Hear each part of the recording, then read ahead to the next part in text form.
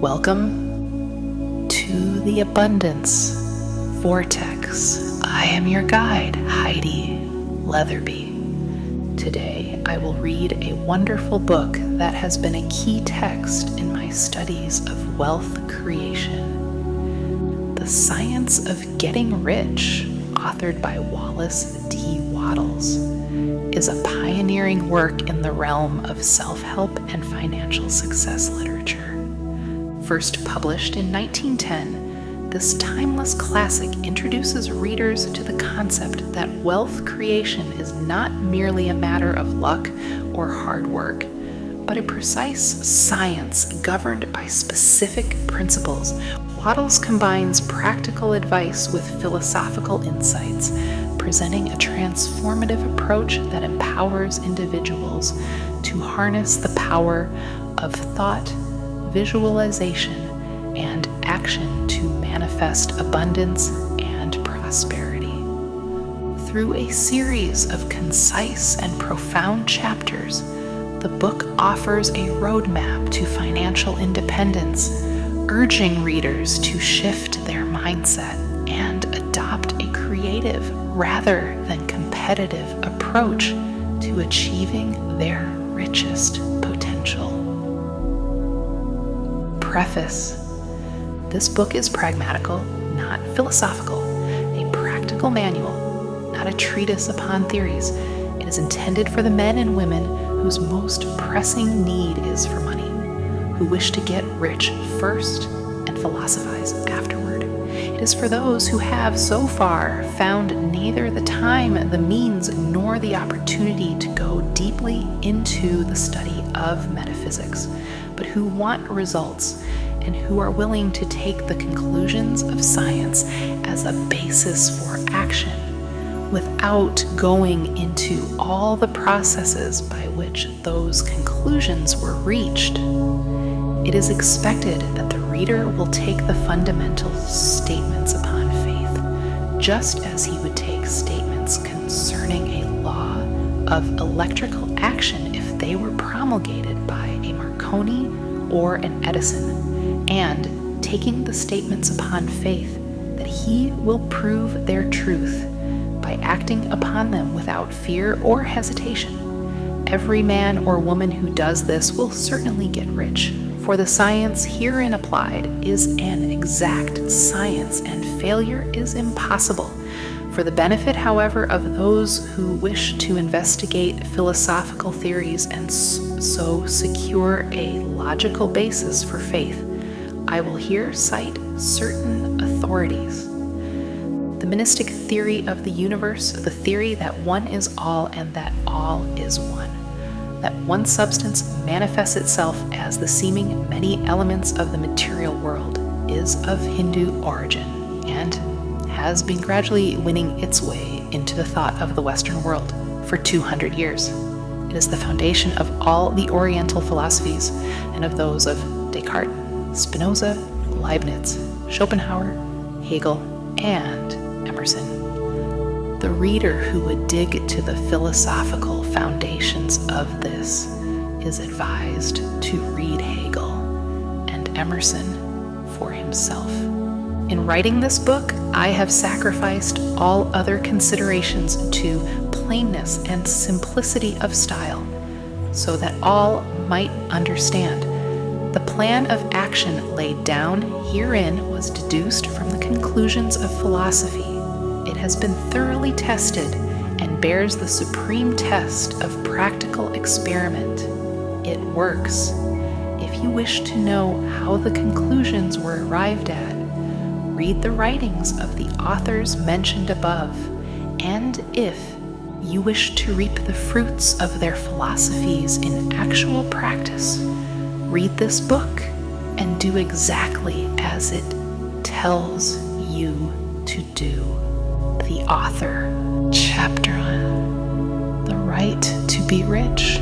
Whatever may be said in praise of poverty, the fact remains that it is not possible to live a really complete or successful life unless one is rich. No man can rise to his greatest possible height in talent or soul development unless he has plenty of money. For to unfold the soul and to develop talent, he must have many things to use, and he cannot have these things unless he has money to buy them with. A man develops in mind, soul, and body by making use of things, and society is so organized that man must have money in order to become the possessor of things. Therefore, the basis of all advancement for man must be the science of getting rich. The object of all life is development, and everything that lives has an inalienable right to all the development it is capable of attaining. Man's right to life means his right to have the free and unrestricted use of all the things which may be necessary to his fullest mental, spiritual, and physical unfoldment, or, in other words, his right to be rich. In this book, I shall not speak of riches in a figurative way. To be really rich does not mean to be satisfied or contented with a little. No man ought to be satisfied with a little if he is capable of using and enjoying more. The purpose of nature is the advancement and unfoldment of life, and every man should have all that can contribute to the power, elegance, beauty, and richness of life. To be content with less is sinful. The man who owns all he wants for the living of all the life he is capable of living is rich, and no man who has not plenty of money can have all he wants. Life has advanced so far and become so complex that even the most ordinary man or woman requires a great amount of wealth in order to live in a manner that even approaches completeness. Every person naturally wants to become all that they are capable of becoming. This desire to realize innate possibilities is inherent in human nature. We cannot help wanting to be all that we can be. Success in life is becoming what you want to be. You can become what you want to be only by making use of things, and you can have the free use of things only as you become rich enough to buy them. To understand the science of getting rich is therefore the most essential of all knowledge. There is nothing wrong in wanting to get rich. The desire for riches is really the desire for a richer, fuller, and more abundant life. And that desire is praiseworthy. The man who does not desire to live more abundantly is abnormal. And so, the man who does not desire to have money enough to buy all he wants is abnormal. There are three motives for which we live. We live for the body. We live for the mind. We live for the soul. No one of these is better or holier than the other. All are alike desirable, and no one of the three, body, mind, or soul, can live fully if either of the others is cut short of full life and expression. It is not right or noble to live only for the soul and deny mind or body, and it is wrong to live for the intellect and deny body or soul. We are all acquainted with the loathsome consequences of living for the body and denying both mind and soul, and we see that real life means the complete expression of all that man can give forth through body, mind, and soul. Whatever he can say, no man can be really happy or satisfied unless his body is living fully in every function, and unless the same is true of his mind and his soul. Wherever there is unexpressed possibility or function not performed, there is unsatisfied desire. Desire is possibility seeking expression or function seeking performance.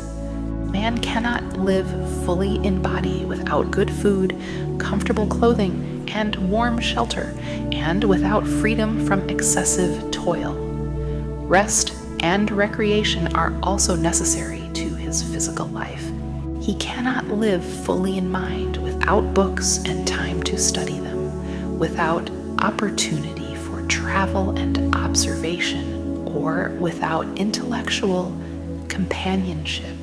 To live fully in mind, he must have intellectual recreations and must surround himself with all the objects of art and beauty he is capable of using and appreciating. To live fully in soul, man must have love, and love is denied expression by poverty.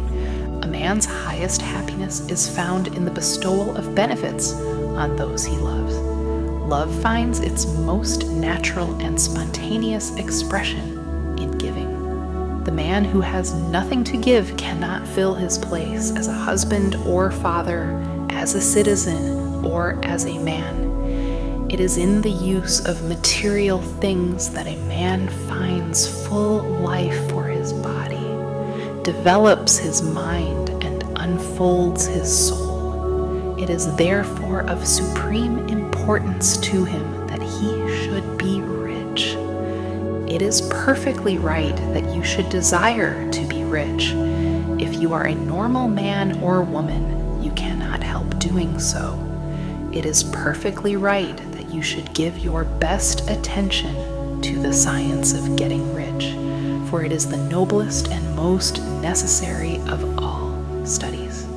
If you neglect this study, you are derelict in your duty to yourself, to God and humanity, for you can render to God and humanity no greater service than to make the most of yourself. Chapter 2. There is a science of getting rich. There is a science of getting rich, and it is an exact science, like algebra or arithmetic.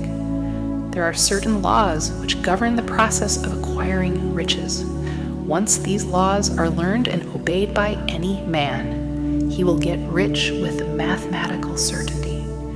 The ownership of money and property comes as a result of doing things in a certain way. Those who do things in this certain way, whether on purpose or accidentally, get rich, while those who do not do things in this certain way, no matter how hard they work or how able they are, remain poor. It is a natural law that like causes always produce like effects, and therefore any man or woman who learns to do things in this certain way will infallibly get rich. That the above statement is true is shown by the following facts. Getting rich is not a matter of environment, for if it were, all the people in certain neighborhoods would become wealthy.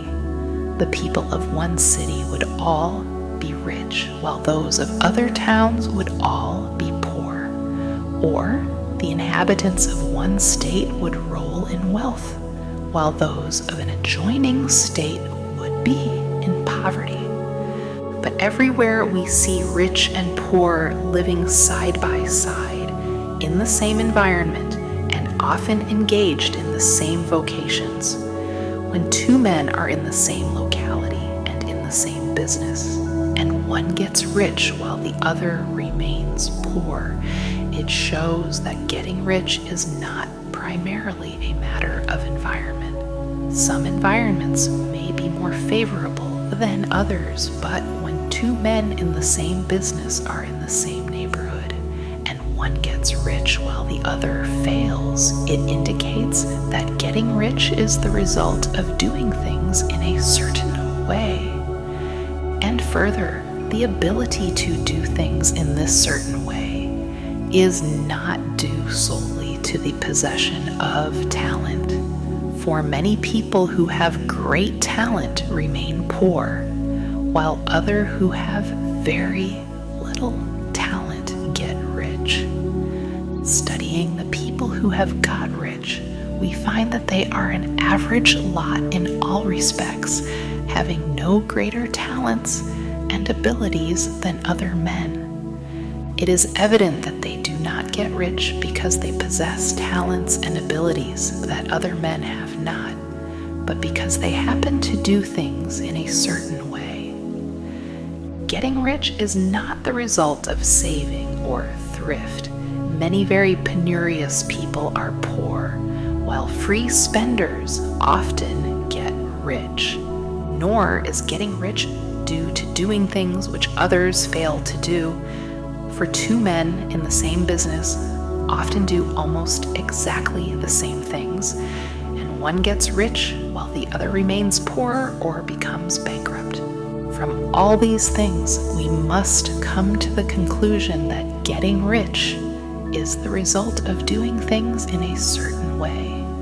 If getting rich is the result of doing things in a certain way, and if like causes always produce like effects, then any man or woman who can do things in that way can become rich, and the whole matter is brought within the domain of exact science. The question arises here whether this certain way may not be so difficult that only a few may follow it. This cannot be true, as we have seen, so far as natural ability is concerned. Talented people get rich, and blockheads get rich. Intellectually brilliant people get rich, and very stupid people get rich. Physically strong people get rich, and weak and sickly people get rich.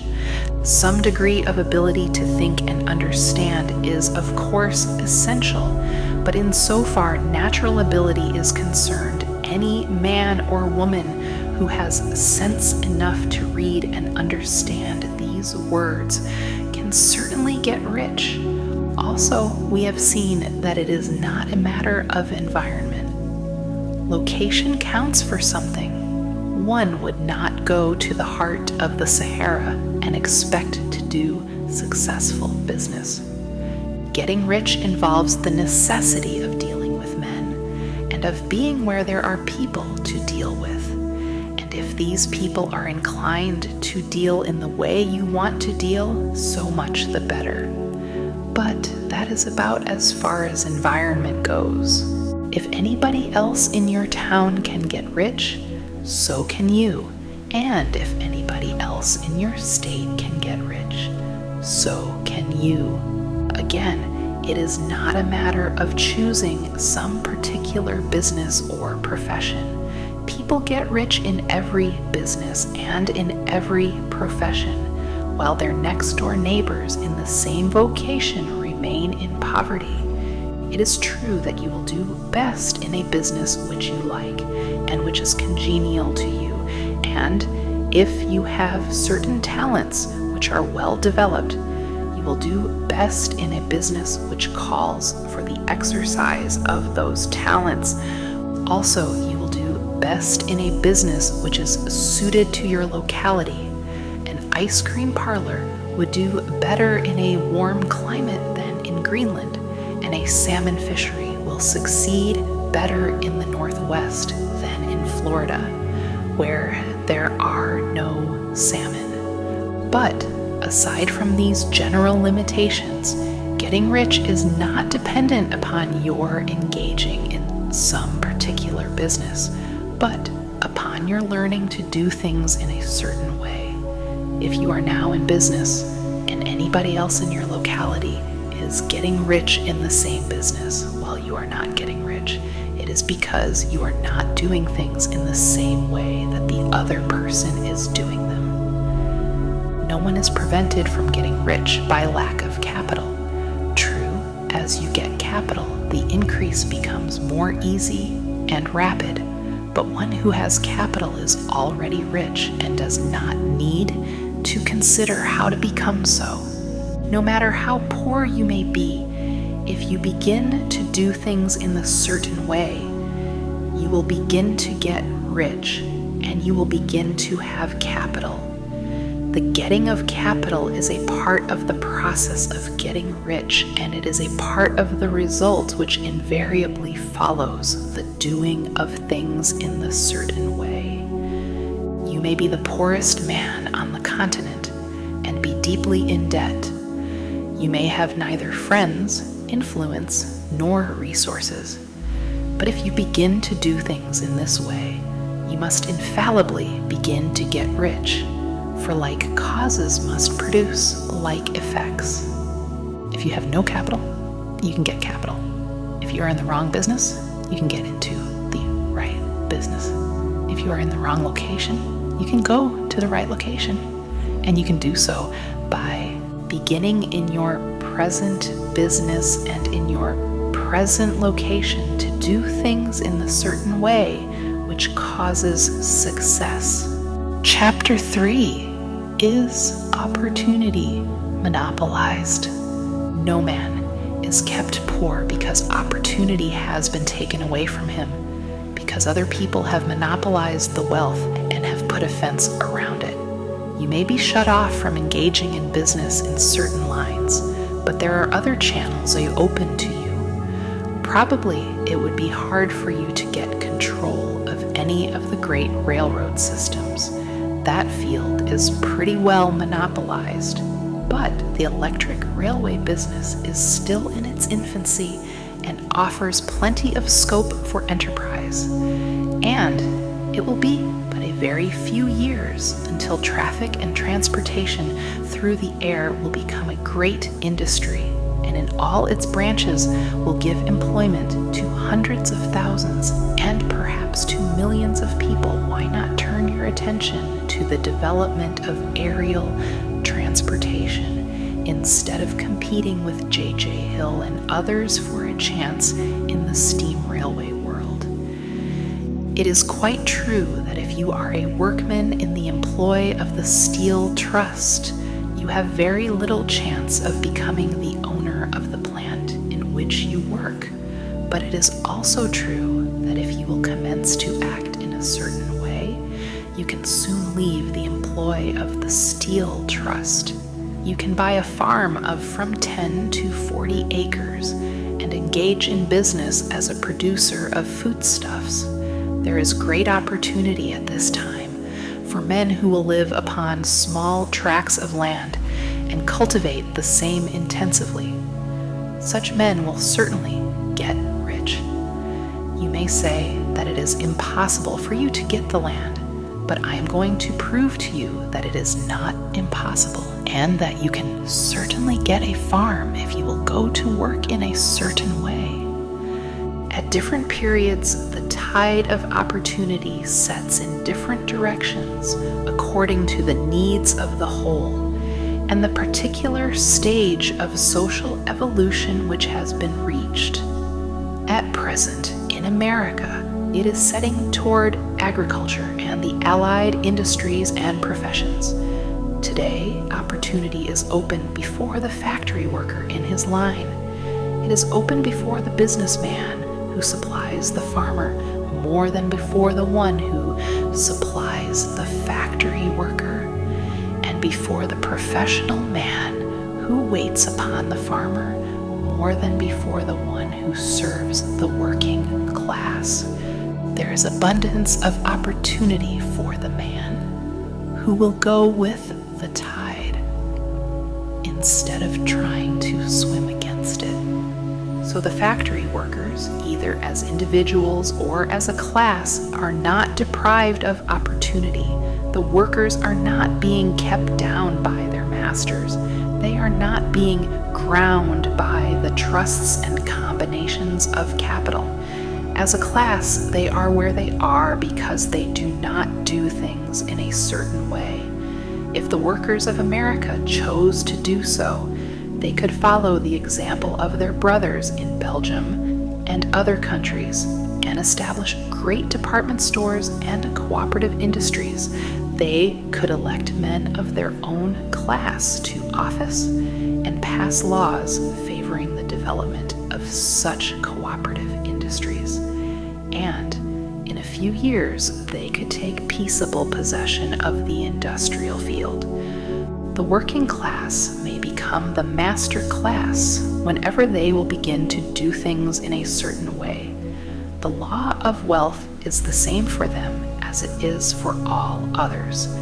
This they must learn, and they will remain where they are as long as they continue to do as they do. The individual worker, however, is not held down by the ignorance or the mental slothfulness of his class. He can follow the tide of opportunity to riches, and this book will tell him how. No one is kept in poverty by a shortness in the supply of riches. There is more than enough for all. A palace as large as the Capitol at Washington might be built for every family on earth from the building material in the United States alone, and under intensive cultivation, this country would produce wool, cotton, linen, and silk, enough to cloth each person in the world, finer than Solomon was, arrayed in all his glory, together with food enough to feed them all luxuriously. The visible supply is practically inexhaustible, and the invisible supply really is inexhaustible. Everything you see on earth is made from one original substance, out of which all things proceed. New forms are constantly being made, and older ones are dissolving, but all are shapes assumed by one thing. There is no limit to the supply of formless stuff or original substance. The universe is made out of it, but it was not all used in making the universe. The spaces in, through, and between the forms of the visible universe are permeated and filled with the original substance, with the formless stuff, with the raw material of all things. 10,000 times as much as has been made might still be made, and even then we should not have exhausted the supply of universal raw material. No man, therefore, is poor because nature is poor, or because there is not enough to go around. Nature is an inexhaustible storehouse of riches. The supply will never run short. Original substance is alive with creative energy and is constantly producing more forms. When the supply of building material is exhausted, more will be produced. When the soil is exhausted so that foodstuffs and materials for clothing will no longer grow upon it, it will be renewed, or more soil will be made. When all the gold and silver has been dug from the earth, if man is still in such a stage of social development that he needs gold and silver, more will be produced from the formless. The formless stuff responds to the needs of man. It will not let him be without any good thing. This is true of man collectively. The race as a whole is always abundantly rich, and if individuals are poor, it is because they do not follow the certain way of doing things which makes the individual man rich. The formless stuff is intelligent. It is stuff which thinks, it is alive, and is always impelled toward more life.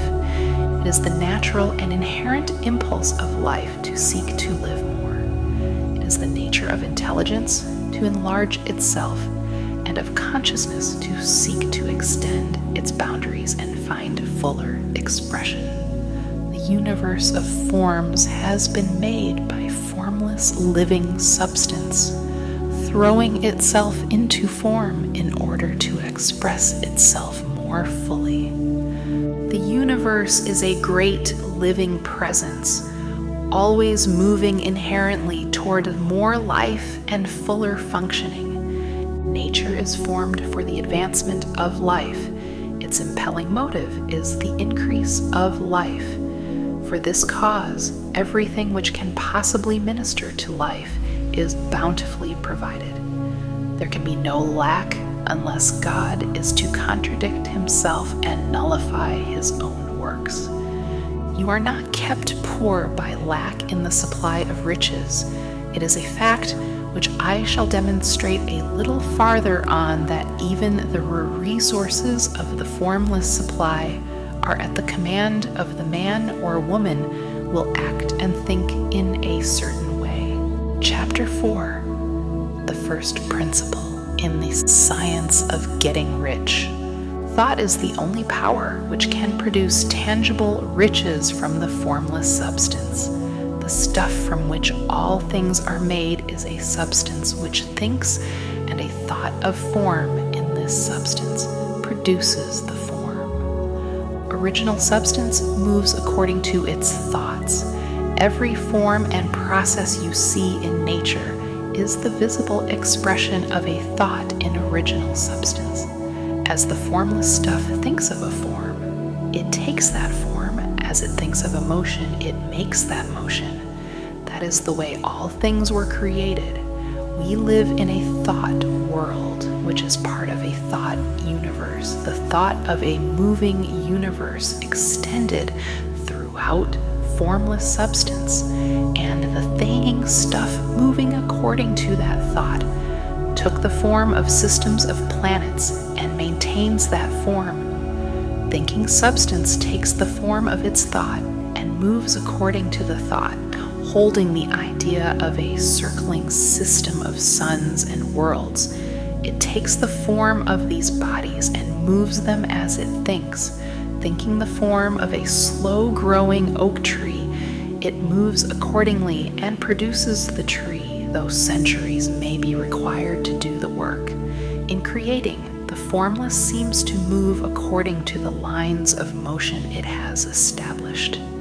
The thought of an oak tree does not cause the instant formation of a full-grown tree, but it does start in motion the forces which will produce the tree along established lines of growth.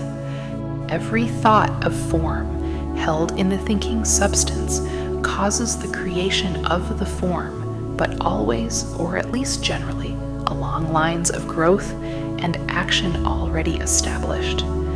The thought of a house of a certain construction, if it were impressed upon formless substance, might not cause the instant formation of the house, but it would cause the turning of creative energies already working in trade and commerce into such channels as to result in the speedy building of the house.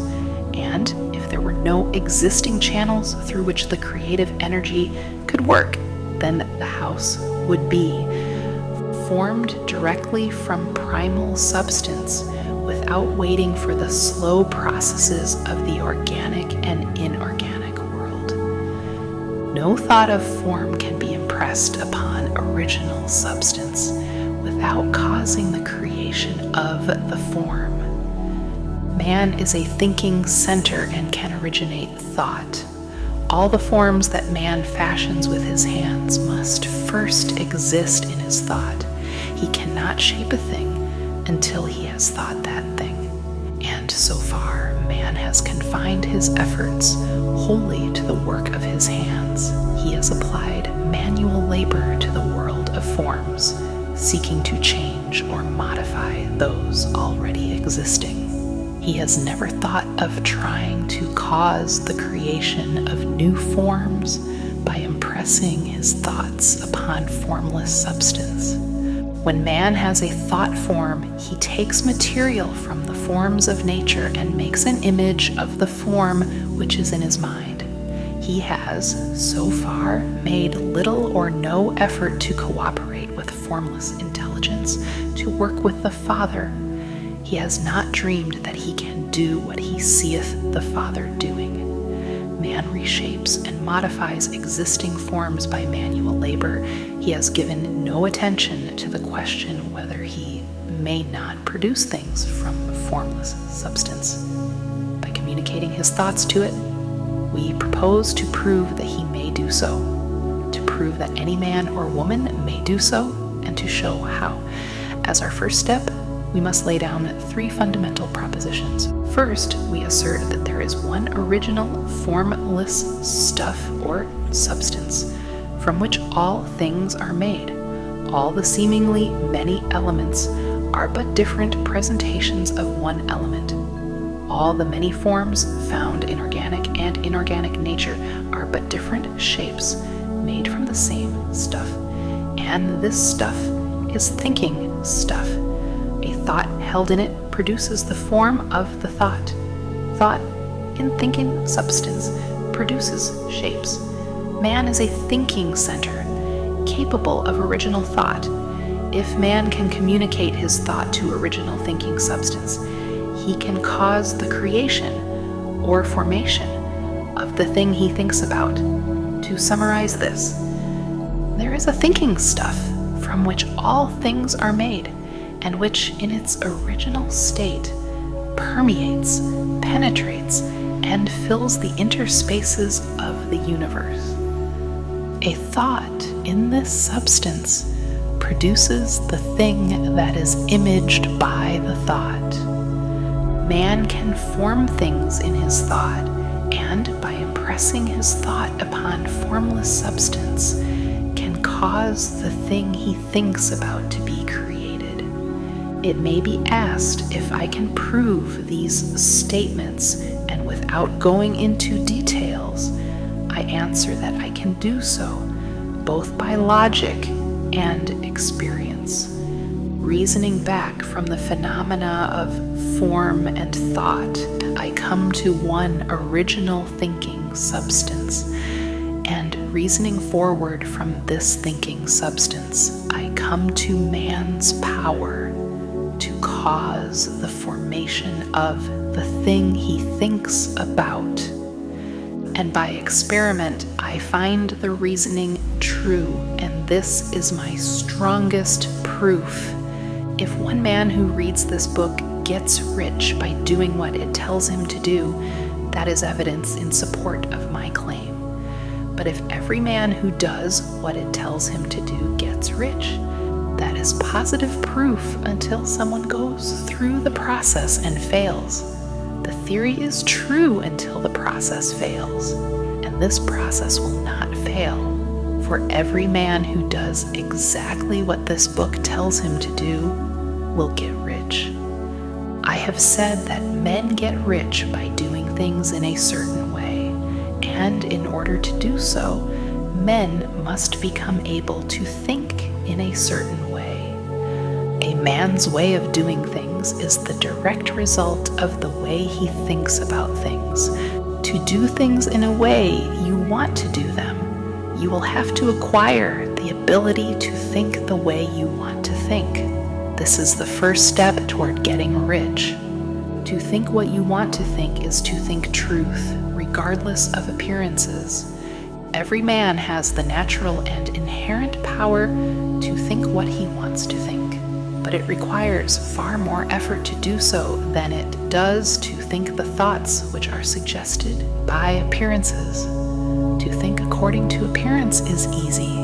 To think truth regardless of appearances is laborious and requires the expenditure of more power than any other work man is called upon to perform. There is no labor from which most people shrink as they do from that of sustained and consecutive thought. It is the hardest work in the world. This is especially true when truth is contrary to appearances. Every appearance in the visible world tends to produce a corresponding form in the mind which observes it, and this can only be prevented by holding the thought of the truth. To look upon the appearance of disease will produce the form of disease in your own mind and ultimately in your body, unless you hold the thought of the truth, which is that there is no disease. It is only an appearance, and the reality is health. To look upon the appearances of poverty will produce corresponding forms in your own mind, unless you hold to the truth that there is no poverty, there is only abundance. To think health when surrounded by the appearances of disease, or to think riches when in the midst of appearances of poverty, requires power. But he who acquires this power becomes a master mind He can conquer fate. He can have what he wants. This power can only be acquired by getting hold of the basic fact which is behind all appearances, and that fact is that there is one thinking substance from which and by which all things are made. Then we must grasp the truth that every thought held in this substance becomes a form, and that man can so impress his thoughts upon it as to cause them to take form and become visible things. When we realize this, we lose all doubt and fear, for we know that we can create what we want to create. We can get what we want to have and can become what we want to be. As a first step toward getting rich, you must believe the 3 fundamental statements given previously in this chapter, and in order to emphasize them, I repeat them here. There is a thinking stuff from which all things are made, and which, in its original state, permeates, penetrates, and fills the interspaces of the universe. A thought in this substance produces the thing that is imaged by the thought. Man can form things in his thought, and by impressing his thought upon formless substance, can cause the thing he thinks about to be created. You must lay aside all other concepts of the universe than this monistic one, and you must dwell upon this until it is fixed in your mind and has become your habitual thought. Read these creed statements over and over again. Fix every word upon your memory and meditate upon them until you firmly believe what they say. If a doubt comes to you, cast it aside as a sin. Do not listen to arguments against this idea. Do not go to churches or lectures where a contrary concept of things is taught or preached. Do not read magazines or books which teach a different idea. If you get mixed up in your faith, all your efforts will be in vain. Do not ask why these things are true, nor speculate as to how they can be true. Simply take them on trust. The science of getting rich begins with the absolute acceptance of this faith. Chapter 5. Increasing life. You must get rid of the last vestige of the old idea that there is a deity whose will it is that you should be poor, or whose purposes may be served by keeping you in poverty. The intelligent substance which is all and in all, and which lives in all and lives in you, is a consciously living substance. Being a consciously living substance, it must have the nature and inherent desire of every living intelligence for increase of life. Every living thing must continually seek for the enlargement of its life, because life, in the mere act of living, must increase itself. A seed dropped into the ground springs into activity, and in the act of living produces 100 more seeds. Life, by living, multiplies itself. It is forever becoming more. It must do so if it continues to be at all. Intelligence is under the same necessity for continuous increase. Every thought we think makes it necessary for us to think another thought. Consciousness is continually expanding. Every fact we learn leads us to the learning of another fact. Knowledge is continually increasing. Every talent we cultivate brings to the mind the desire to cultivate another talent. We are subject to the urge of life, seeking expression, whichever drives us on to know more, to do more, and to be more. In order to know more, do more, and be more, we must have more. We must have things to use, for we learn and do and become only by using things. We must get rich so that we can live more. The desire for riches is simply the capacity for larger life seeking fulfillment. Every desire is the effort of an unexpressed possibility to come into action. It is power seeking to manifest which causes desire. That which makes you want more money is the same as that which makes the plant grow. It is life seeking fuller expression. The one living substance must be subject to this inherent law of all life. It is permeated with the desire to live more.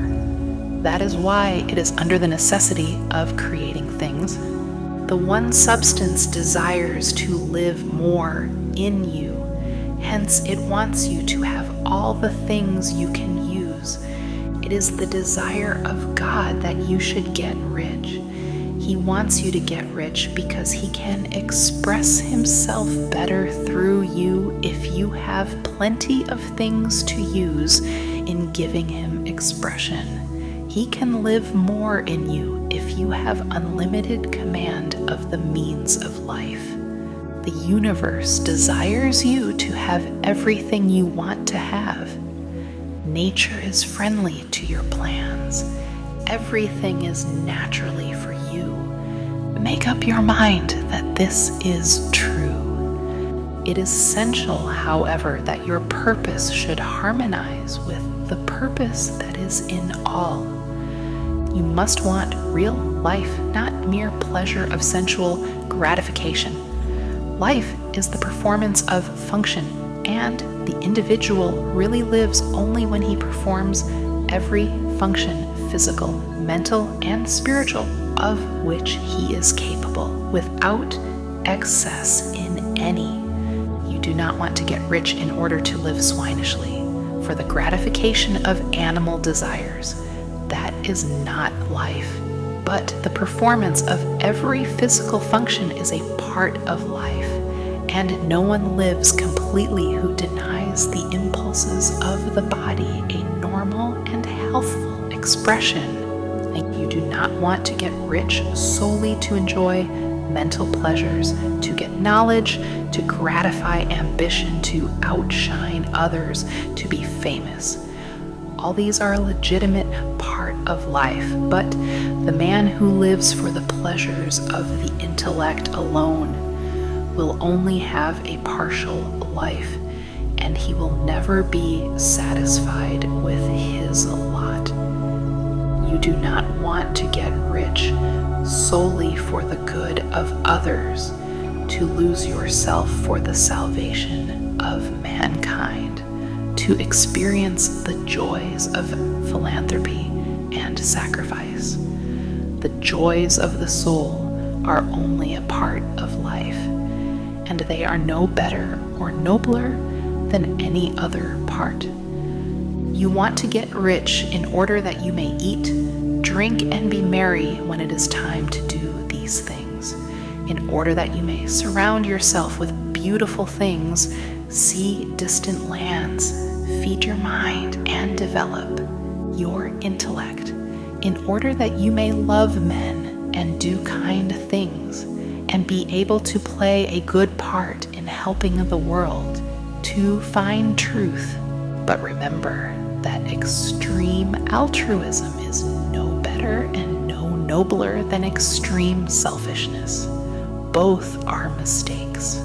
Get rid of the idea that God wants you to sacrifice yourself for others and that you can secure His favor by doing so. God requires nothing of the kind. What He wants is that you should make the most of yourself, for yourself and for others, and you can help others more by making the most of yourself than in any other way. You can make the most of yourself only by getting rich, so it is right and praiseworthy that you should give your first and best thought to the work of acquiring wealth. Remember, however, that the desire of substance is for all, and its movements must be for more life to all. It cannot be made to work for less life to any, because it is equally in all, seeking riches and life. Intelligent substance will make things for you, but it will not take things away from someone else and give them to you. You must get rid of the thought of competition. You are to create, not to compete for what is already created. You do not have to take anything away from anyone. You do not have to drive sharp bargains. You do not have to cheat or to take advantage. You do not need to let any man work for you for less than he earns. You do not have to covet the property of others or to look at it with wishful eyes. No man has anything of which you cannot have the like, and that without taking what he has away from him. You are to become a creator, not a competitor. You are going to get what you want, but in such a way that when you get it, every other man will have more than he has now. I am aware that there are men who get a vast amount of money by proceeding in direct opposition to the statements in the paragraph above, and may add a word of explanation here.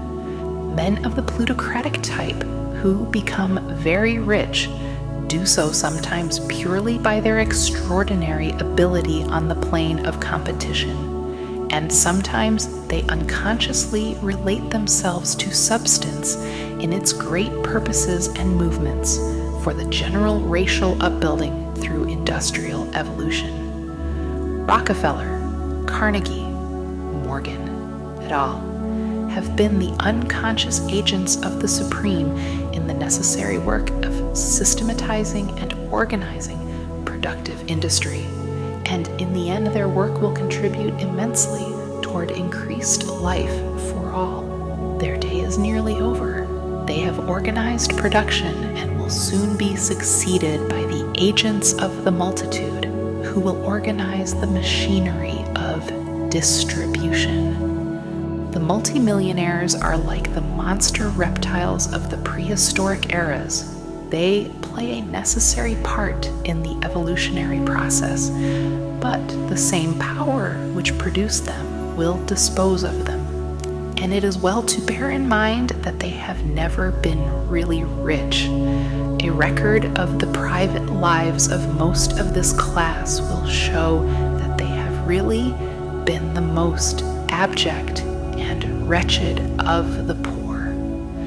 Riches secured on the competitive plane are never satisfactory and permanent. They are yours today and another's tomorrow. Remember, if you are to become rich in a scientific and certain way, you must rise entirely out of the competitive thought. You must never think for a moment that the supply is limited. Just as soon as you begin to think that all the money is being cornered and controlled by bankers and others, and that you must exert yourself to get laws passed to stop this process, and so on. In that moment, you drop into the competitive mind, and your power to cause creation is gone for the time being. And what is worse, you will probably arrest the creative movements you have already instituted. Know that there are countless millions of dollars worth of gold in the mountains of the earth, not yet brought to light, and know that if there were not, more would be created from thinking substance to supply your needs. Know that the money you need will come, even if it is necessary for 1,000 men to be led to the discovery of new gold mines tomorrow. Never look at the visible supply. Look always at the limitless riches in formless substance, and know that they are coming to you as fast as you can receive and use them. Nobody, by cornering the visible supply, can prevent you from getting what is yours.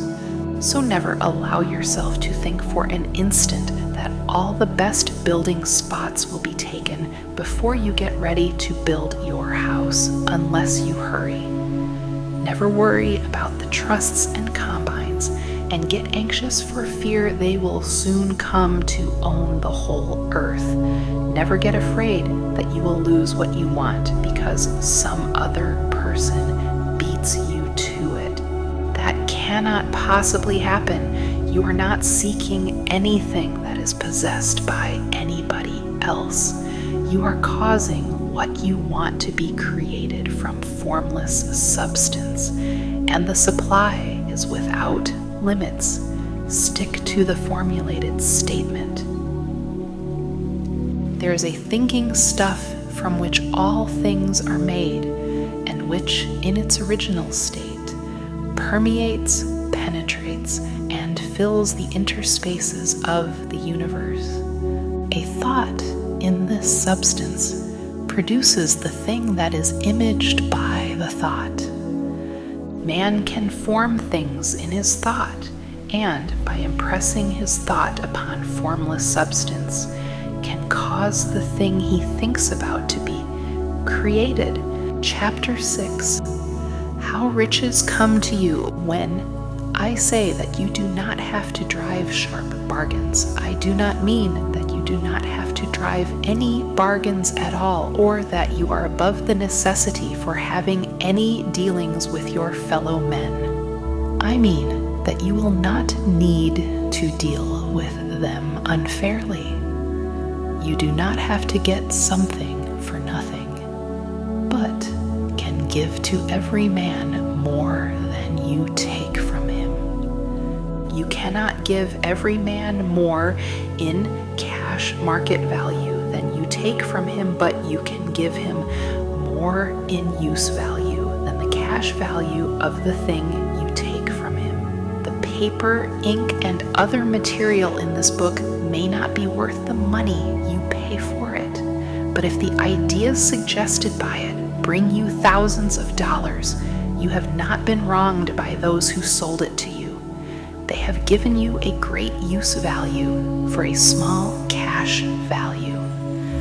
Let us suppose that I own a picture by one of the great artists, which in any civilized community is worth thousands of dollars. I take it to Baffin Ray, and by salesmanship, induce an Eskimo to give a bundle of furs worth $500 for it. I have really wronged him, for he has no use for the picture. It has no use value to him. It will not add to his life. But suppose I give him a gun worth $50 for his furs. Then he has made a good bargain. He has use for the gun. It will get him many more furs and much food. It will add to his life in every way. It will make him rich. When you rise from the competitive to the creative plane, you can scan your business transactions very strictly, and if you are selling any man anything which does not add more to his life than the thing he give you in exchange, you can afford to stop it. You do not have to beat anybody in business, and if you are in a business which does beat people, get out of it at once. Give every man more in use value than you take from him in cash value. Then you are adding to the life of the world by every business transaction. If you have people working for you, you must take from them more in cash value than you pay them in wages. But you can so organize your business that it will be filled with the principle of advancement, and so that each employee who wishes to do so may advance a little every day. You can make your business do for your employees what this book is doing for you.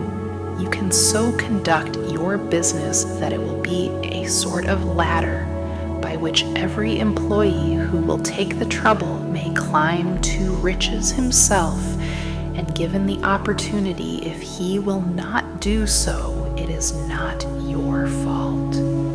And finally, because you are to cause the creation of your riches from formless substance which permeates all your environment, it does not follow that they are to take shape from atmosphere and come into being before your eyes. If you want a sewing machine, for instance, I do not mean to tell you that you are to impress the thought of a sewing machine on thinking substance until the machine is formed without hands in the room where you sit or elsewhere. But if you want a sewing machine, hold the mental image of it with the most positive certainty that it is being made or is on its way to you. After once forming the thought, have the most absolute and unquestioning faith that the sewing machine is coming. Never think of it or speak of it in any other way than as being sure to arrive. Claim it as already yours. It will be brought to you by the power of the supreme intelligence acting upon the minds of men. If you live in Maine, it may be that a man will be brought from Texas or Japan to engage in some transaction which will result in your getting what you want. If so, the whole matter will be as much to that man's advantage as it is to yours. Do not forget for a moment that the thinking substance is through all in all, communicating with all, and can influence all. The desire of thinking substance for fuller life and better living has caused the creation of all the sewing machines already made, and it can cause the creation of millions more, and will, whenever men set it in motion by desire and faith and by acting in a certain way. You can certainly have a sewing machine in your house, and it is just as certain that you can have any other thing or things which you want and which you will use for the advancement of your own life and the lives of others. You need not hesitate about asking largely. It is your Father's pleasure to give you the kingdom, said Jesus.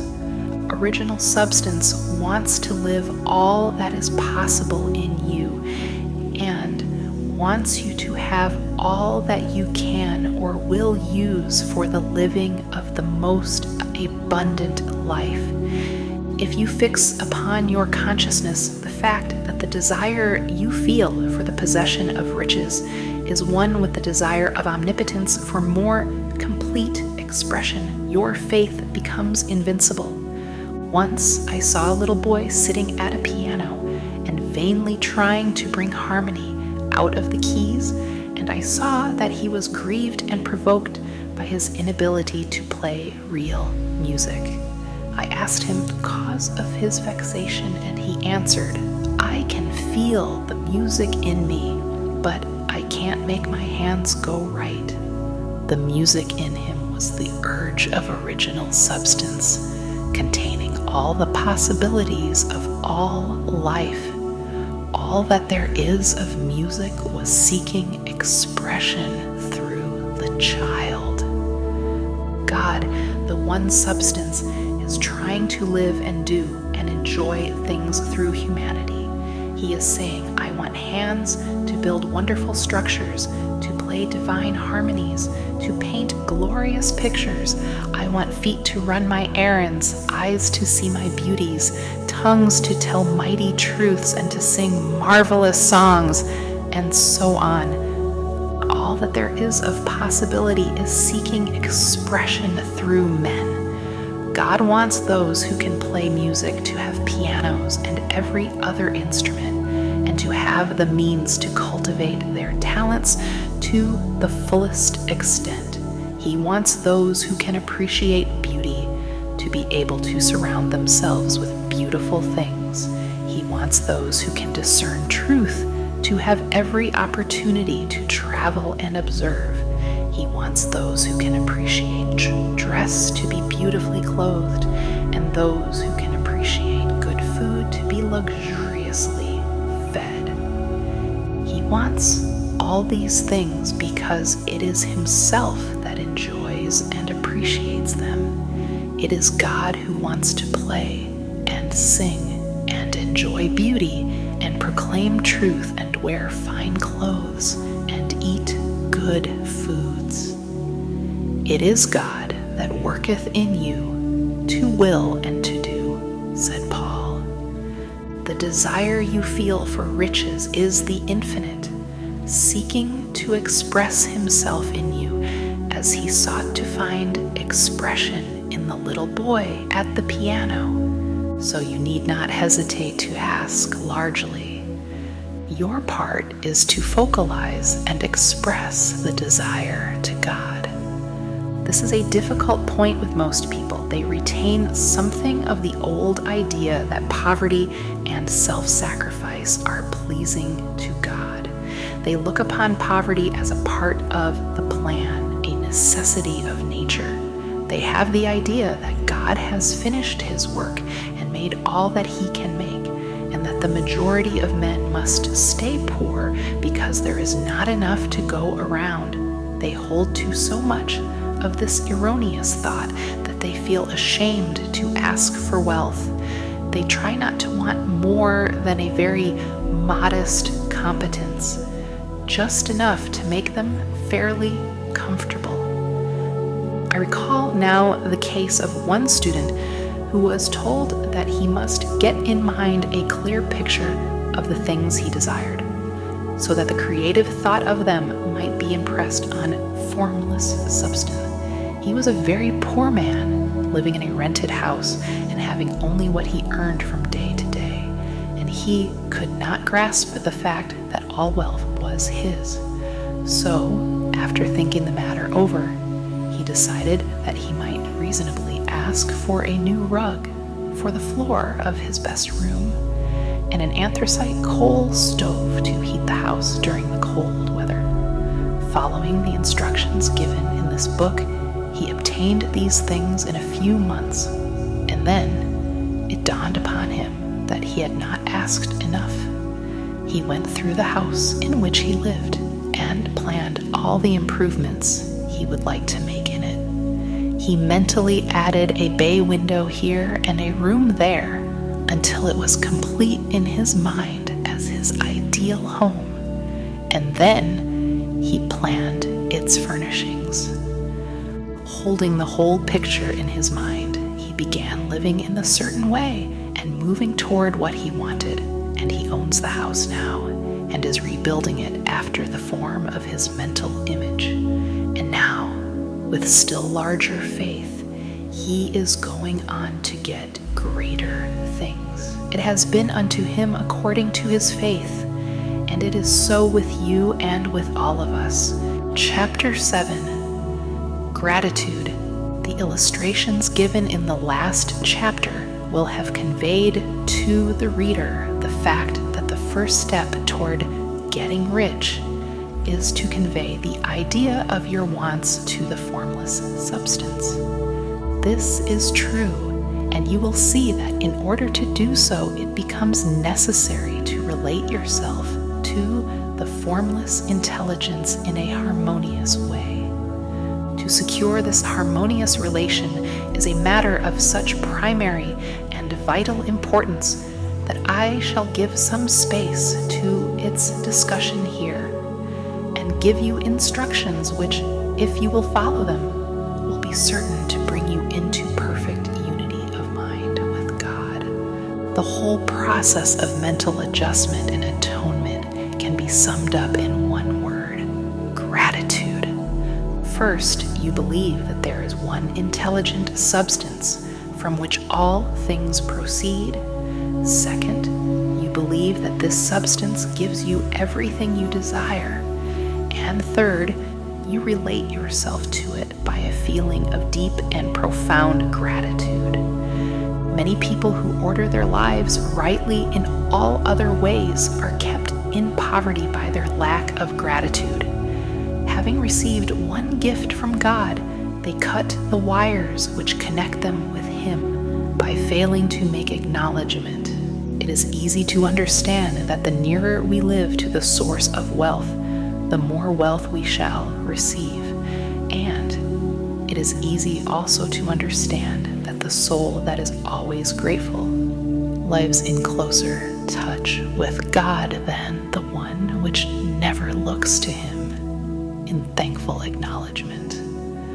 The more gratefully we fix our minds on the Supreme when good things come to us, the more good things we will receive and the more rapidly they will come. And the reason simply is that the mental attitude of gratitude draws the mind into closer touch with the source from which the blessings come.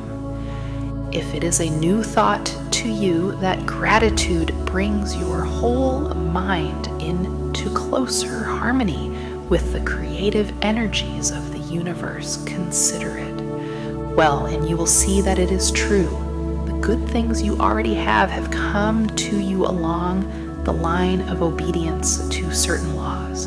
Gratitude will lead your mind out along the ways by which things come, and it will keep you in close harmony with creative thought and prevent you from falling into competitive thought. Gratitude alone can keep you looking toward the all and prevent you from falling into the error of thinking of the supply as limited, and to do that would be fatal to your hopes. There is a law of gratitude, and it is absolutely necessary that you should observe the law if you are to get the results you seek. The law of gratitude is the natural principle that action and reaction are always equal and in opposite directions. The grateful outreaching of your mind in thankful praise to the Supreme is a liberation or expenditure of force. It cannot fail to reach that to which it addressed, and the reaction is an instantaneous movement towards you. Draw nigh unto God, and he will draw nigh unto you. That is a statement of psychological truth. And if your gratitude is strong and constant, the reaction in formless substance will be strong and continuous. The movement of the things you want will be always toward you. Notice the grateful attitude that Jesus took, how he always seems to be saying, I thank thee, Father, that thou hearest me. You cannot exercise much power without gratitude, for it is gratitude that keeps you connected with power. But the value of gratitude does not consist solely in getting you more blessings in the future. Without gratitude, you cannot long keep from dissatisfied thought regarding things as they are.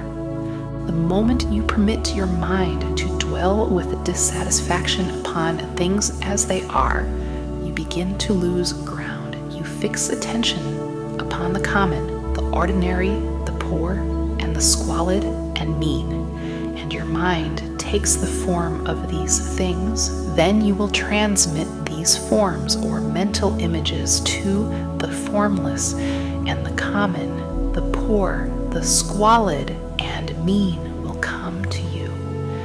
To permit your mind to dwell upon the inferior is to become inferior and to surround yourself with inferior things. On the other hand, to fix your attention on the best is to surround yourself with the best and to become the best. The creative power within us makes us into the image of that to which we give our attention. We are thinking substance, and thinking substance always takes the form of that which it thinks about. The grateful mind is constantly fixed upon the best. Therefore, it tends to become the best. It takes the form or character of the best and will receive the best. Also, faith is born of gratitude. The grateful mind continually expects good things, and expectation becomes faith. The reaction of gratitude upon one's own mind produces faith, and every outgoing wave of grateful thanksgiving increases faith. He who has no feeling of gratitude cannot long retain a living faith, and without a living faith, you cannot get rich by the creative method. As as we shall see in the following chapters. It is necessary, then, to cultivate the habit of being grateful for every good thing that comes to you and to give thanks continuously. And because all things have contributed to your advancement, you should include all things in your gratitude.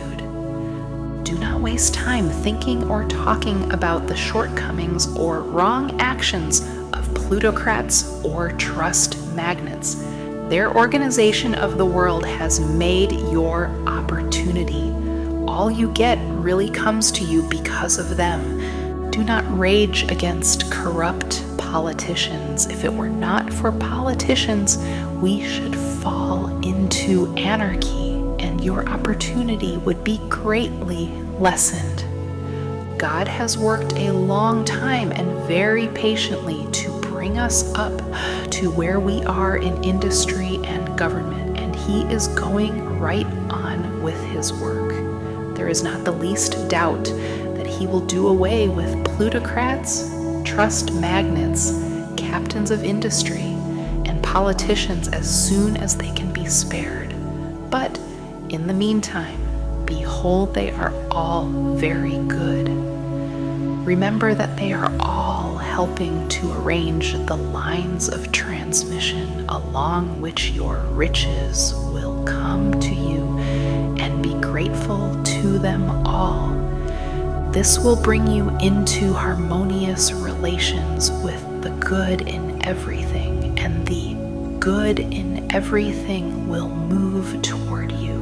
Chapter 8, Thinking in the Certain Way.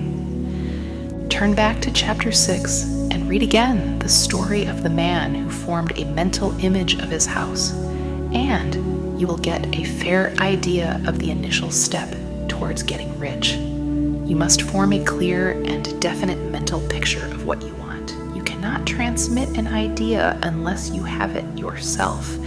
You must have it before you can give it, and many people fail to impress thinking substance because they have themselves only a vague and misty concept of the things they want to do, to have, or to become.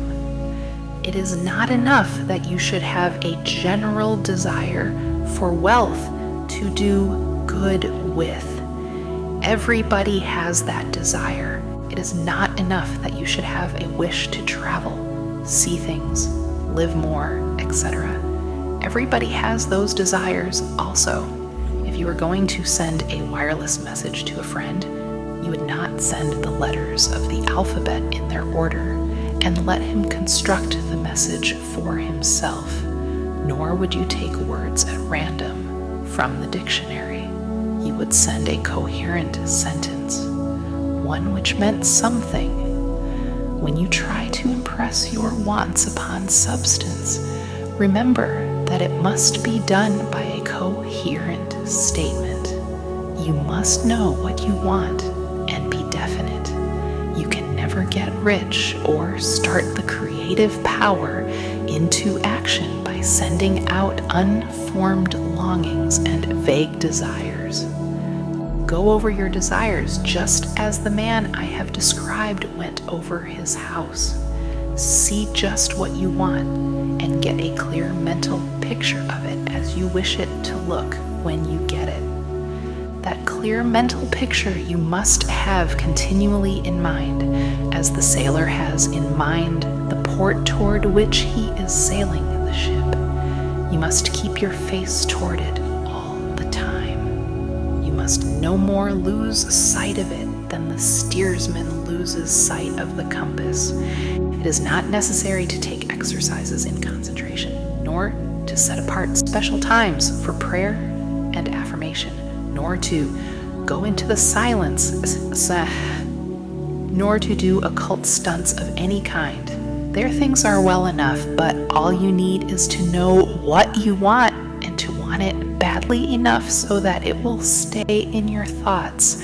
Spend as much of your leisure time as you can in contemplating your picture, but no one needs to take exercises to concentrate his mind on a thing which he really wants.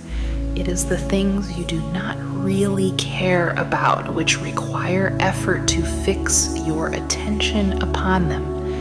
And unless you really want to get rich so that the desire is strong enough to hold your thoughts directed to the purpose as the magnetic pole holds the needle of the compass, it will hardly be worthwhile for you to try to carry out the instructions given in this book.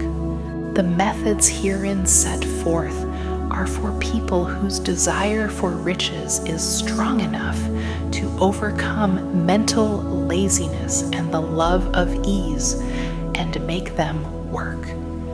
The more clear and definite you make your picture then, and the more you dwell upon it, bringing out all its delightful details, the stronger your desire will be. And the stronger your desire, the easier it will be to hold your mind fixed upon the picture of what you want. Something more is necessary, however, than merely to see the picture clearly. If that is all you do, you are only a dreamer and will have little or no power for accomplishment. Behind your clear vision must be the purpose to realize it, to bring it out in tangible expression. And behind this purpose must be an invincible and unwavering faith that the thing is already yours, that it is at hand, and you have only to take possession of it. Live in the new house mentally until it takes form around you physically. In the mental realm, enter at once into full enjoyment of the things you want. Whatsoever things ye ask for when ye pray, believe that ye receive them, and ye shall have them, said Jesus.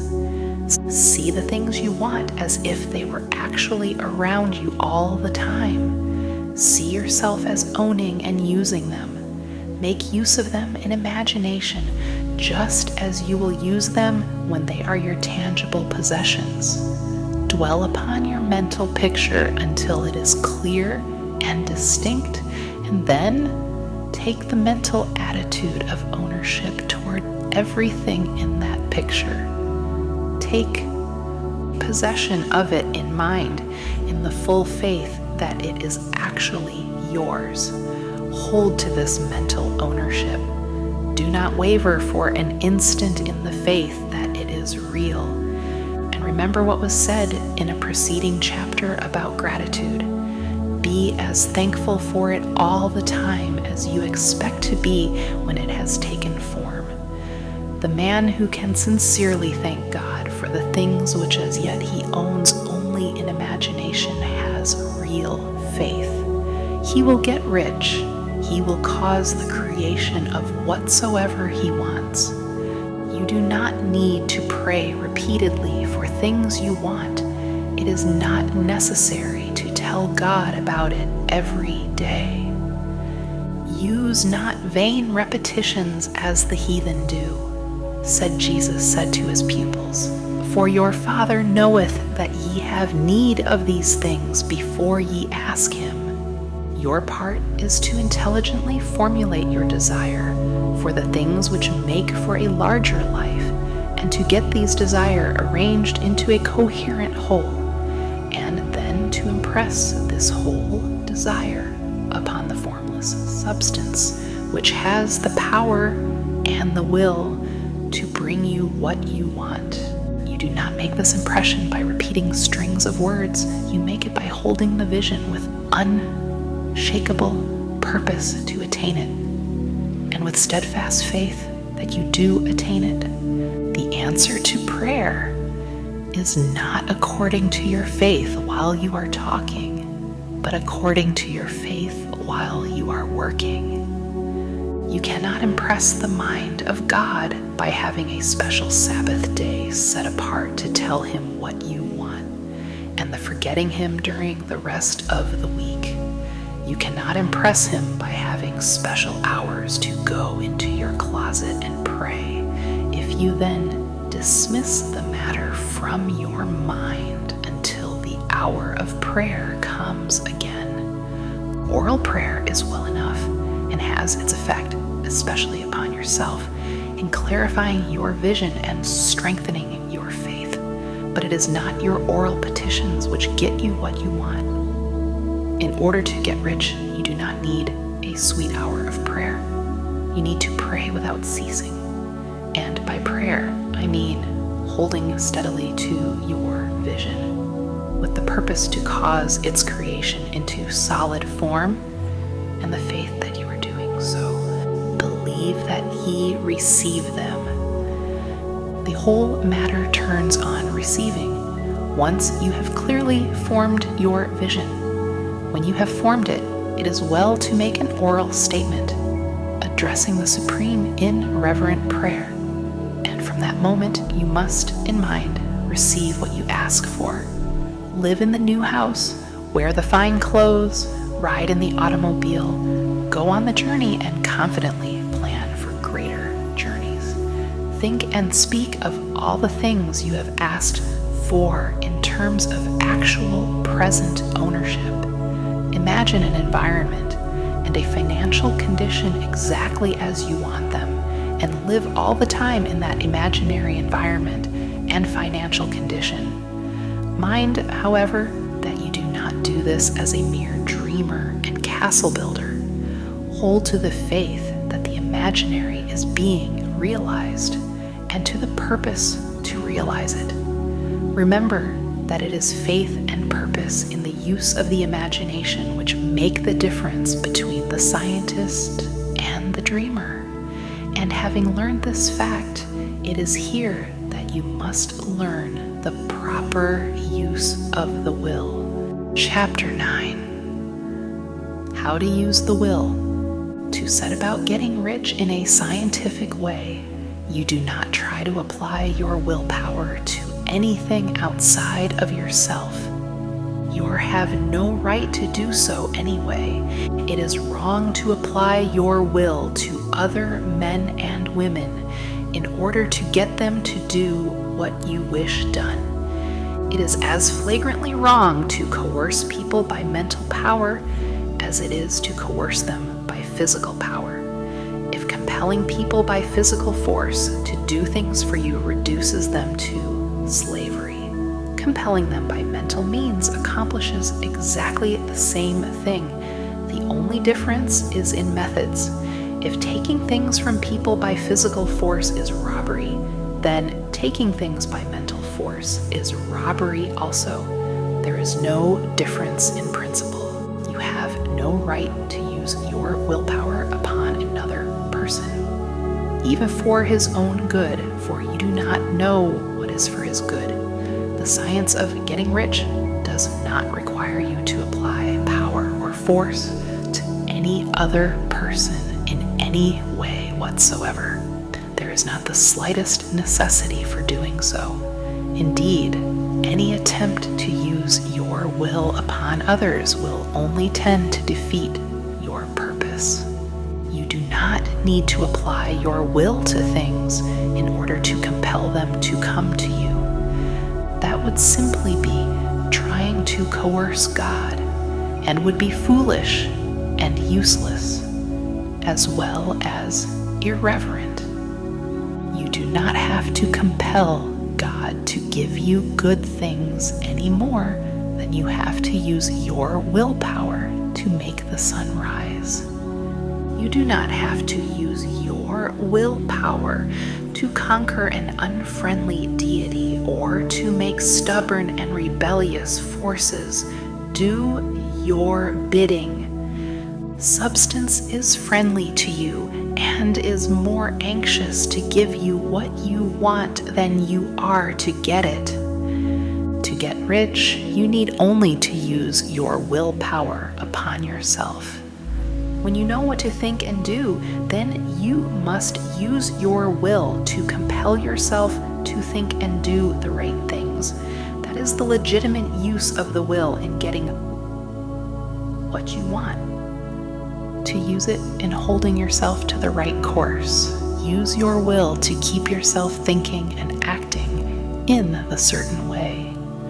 Do not try to project your will or your thoughts or your mind out into space to act on things or people. Keep your mind at home. It can accomplish more there than elsewhere. Use your mind to form a mental image of what you want and to hold that vision with faith and purpose. And use your will to keep your mind working in the right way. The more steady and continuous your faith and purpose, the more rapidly you will get rich, because you will make only positive impressions upon substance, and you will not neutralize or offset them by negative impressions. The picture of your desires, held with faith and purpose, is taken up by the formless and permeates it to great distances throughout the universe for all I know. As this impression spreads, all things are set moving toward its realization. Every living thing, every inanimate thing, and the things yet uncreated are stirred toward bringing into being that which you want. All force begins to be exerted in that direction. All things begin to move toward you. The minds of people everywhere are influenced toward doing the things necessary to the fulfilling of your desires. And they work for you unconsciously. But you can check all this by starting a negative impression in the formless substance. Doubt or unbelief is as certain to start a movement away from you as faith and purpose are to start one toward you. It is by not understanding this that most people who try to make use of mental science in getting rich make their failure. Every hour and moment you spend in giving heed to doubts and fears, every hour you spend in worry, every hour in which your soul is possessed by unbelief, sets a current away from you in the whole domain of intelligent substance. All the promises are unto them that believe, and unto them only. Notice how insistent Jesus was upon this point of belief. And now you know the reason why. Since belief is all important, it behooves you to guard your thoughts, and as your beliefs will be shaped to a very great extent by the things you observe and think about, it is important that you should command your attention. And here the will comes into use, for it is by your will that you determine upon what things your attention shall be fixed. If you want to become rich, you must not make a study of poverty. Things are not brought into being by thinking about their opposites. Health is never to be attained by studying disease and thinking about disease. Righteousness is not to be promoted by studying sin and thinking about sin. And no one ever got rich by studying poverty and thinking about poverty. Medicine as a science of disease has increased disease. Religion as a science of sin has promoted sin. And economics as a study of poverty will fill the world with wretchedness and want. Do not talk about poverty. Do not investigate it or concern yourself with it. Never mind what its causes are. You have nothing to do with them. What concerns you is the cure. Do not spend your time in charitable work or charity movements. All charity only tends to perpetuate the wretchedness it aims to eradicate. I do not say that you should be hard-hearted or unkind and refuse to hear the cry of need, but you must not try to eradicate poverty in any of the conventional ways. Put poverty behind you and put all that pertains to it behind you and make good. Get rich. That is the best way you can help the poor. And you cannot hold the mental image which is to make you rich rich if you fill your mind with pictures of poverty. Do not read books or papers which give circumstantial accounts of the wretchedness of the tenement dwellers, of the horrors of child labor, and so on. Do not read anything which fills your mind with gloomy images of want and suffering. You cannot help the poor in the least by knowing about these things, and the widespread knowledge of them does not tend at all to do away with poverty. What tends to do away with poverty is not the getting of pictures of poverty into your mind, but getting pictures of wealth into the minds of the poor. You are not deserting the poor in their misery when you refuse to allow your mind to be filled with pictures of that misery. Poverty can be done away with, not by increasing the number of well-to-do people who think about poverty, but by increasing the number of poor people who purpose with faith to get rich. The poor do not need charity. They need inspiration.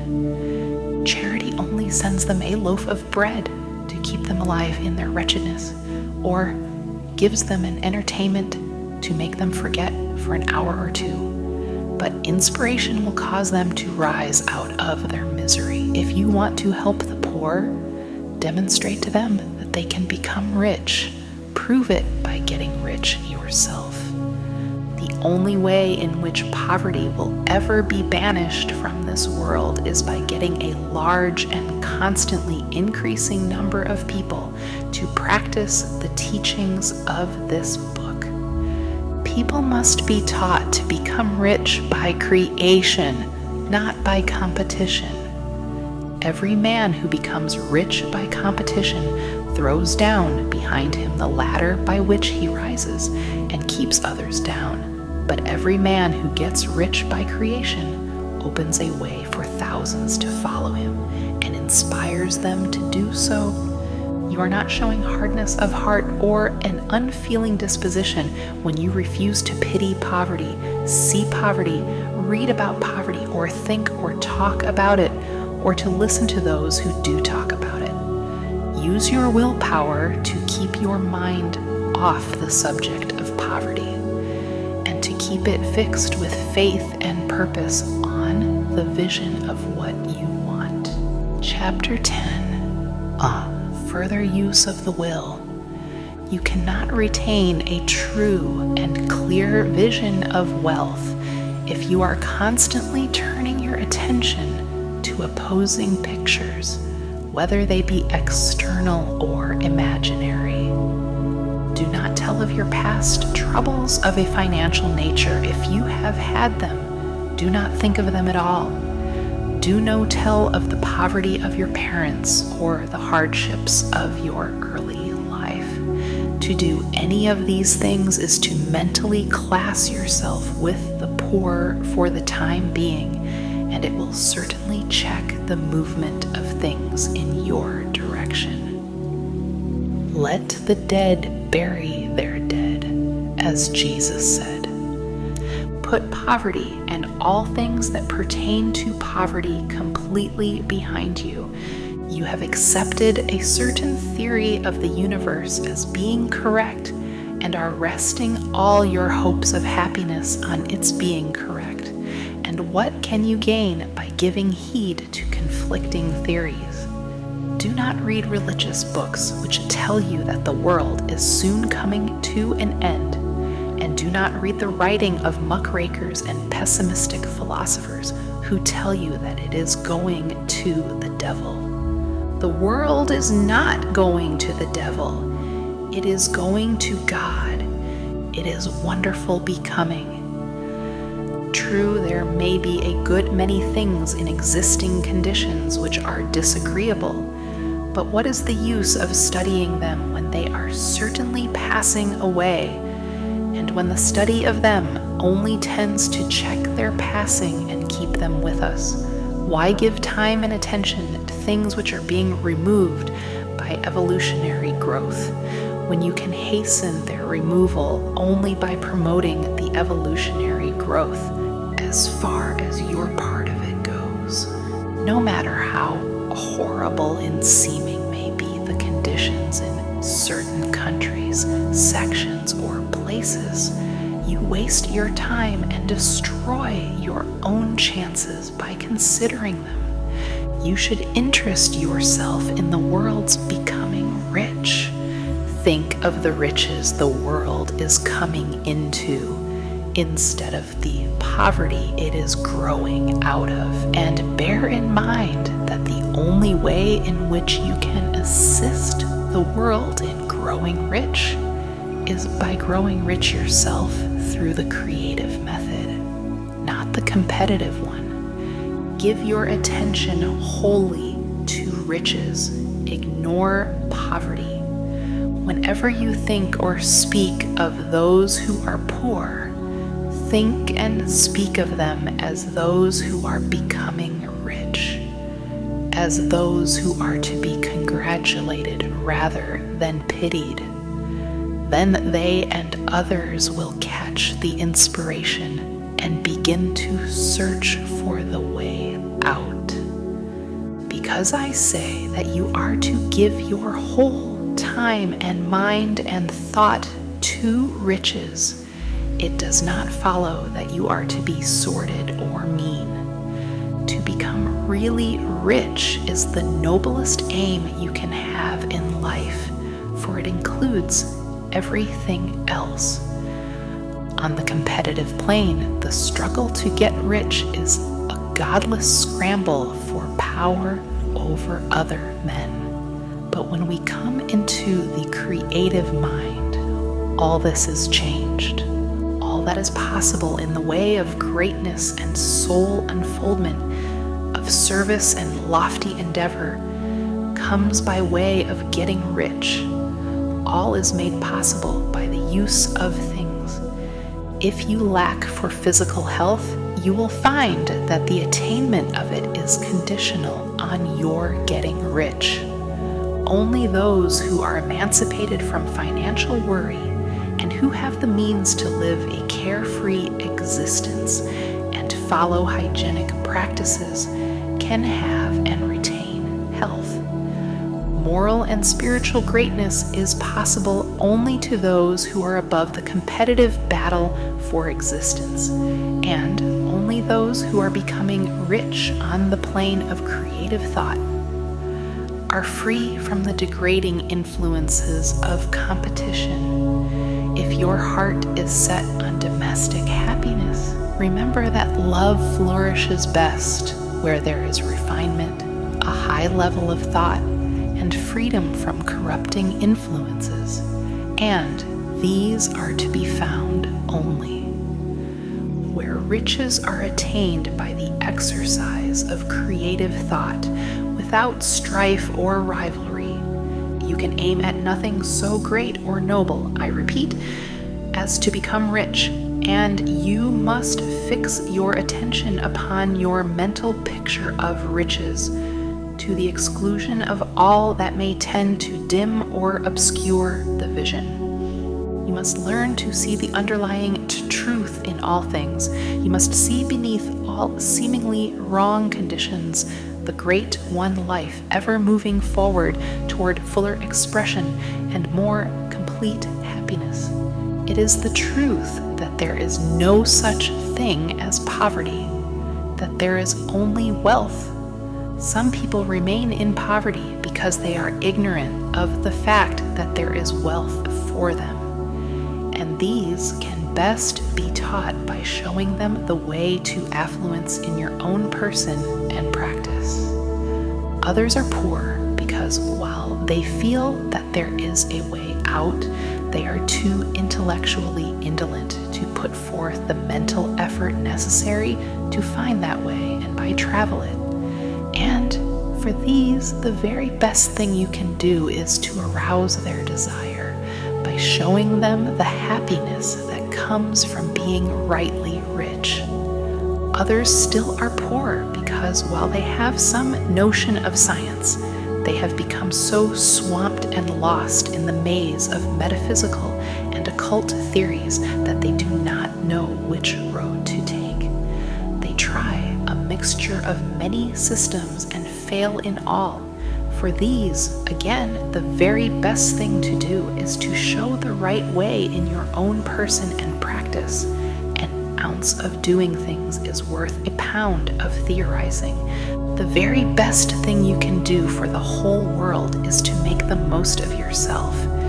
You can serve God and man in no more effective way than by getting rich. That is, if you get rich by the creative method and not by the competitive one. Another thing, we assert that this book gives in detail the principles of the science of getting rich. And if that is true, you do not need to read any other book upon the subject. This may sound narrow and egotistical, but consider there is no more scientific method of computation in mathematics than by addition, subtraction, multiplication, and division. No other method is possible. There can be but one shortest distance between 2 points. There is only one way to think scientifically, and that is to think in the way that leads by the most direct and simple route to the goal. No man has yet formulated a briefer or less complex system than the one set forth herein. It has been stripped of all non-essentials. When you commence on this, lay all others aside. Put them out of your mind altogether. Read this book every day. Keep it with you. Commit it to memory and do not think about other systems and theories. If you do, you will begin to have doubts and to be uncertain and wavering in your thought. And then you will begin to make failures. After you have made good and become rich, you may study other systems as much as you please, but until you are quite sure that you have gained what you want, do not read anything on this line but this book, unless it be the authors mentioned in the preface, and read only the most optimistic comments on the world's news, those in harmony with your picture. Also, postpone your investigations into the occult. Do not dabble in theosophy, spiritualism, or kindred studies. It is very likely that the dead still live and are near. But if they are, let them alone. Mind your own business. Wherever the spirits of the dead may be, they have their own work to do and their own problems to solve, and we have no right to interfere with them. We cannot help them, and it is very doubtful whether they can help us, or whether we have any right to trespass upon their time if they can. Let the dead and the hereafter alone, and solve your own problem. Get rich. If you begin to mix with the occult, you will start mental cross-currents, which will surely bring your hopes to shipwreck. Now, this and the preceding chapters have brought us to the following statement of basic facts. There is a thinking stuff from which all things are made, and which in its original state permeates, penetrates, and fills the interspaces of the universe. A thought in this substance produces the thing that is imaged by the thought. Man can form things in his thought, and by impressing his thought upon formless substance, can cause the thing he thinks about to be created. In order to do this, man must pass from the competitive to the creative mind. He must form a clear mental picture of the things he wants and hold this picture in his thoughts with the fixed purpose to get what he wants and the unwavering faith that he does get what he wants, closing his mind against all that may tend to to shake his purpose, dim his vision, or quench his faith. And in addition to all this, we shall now see that he must live and act in a certain way. Chapter 11. Acting in the certain way.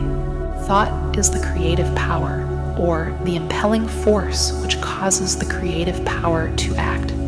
Thinking in a certain way will bring riches to you, but you must not rely upon thought alone, paying no attention to personal action. That is the rock upon which many otherwise scientific metaphysical thinkers meet shipwreck, the failure to connect thought with personal action. We have not yet reached the stage of development, even supposing such a stage to be possible, in which man can create directly from formless substance without nature's processes or the work of human hands. Man must not only think, but his personal action must supplement his thought.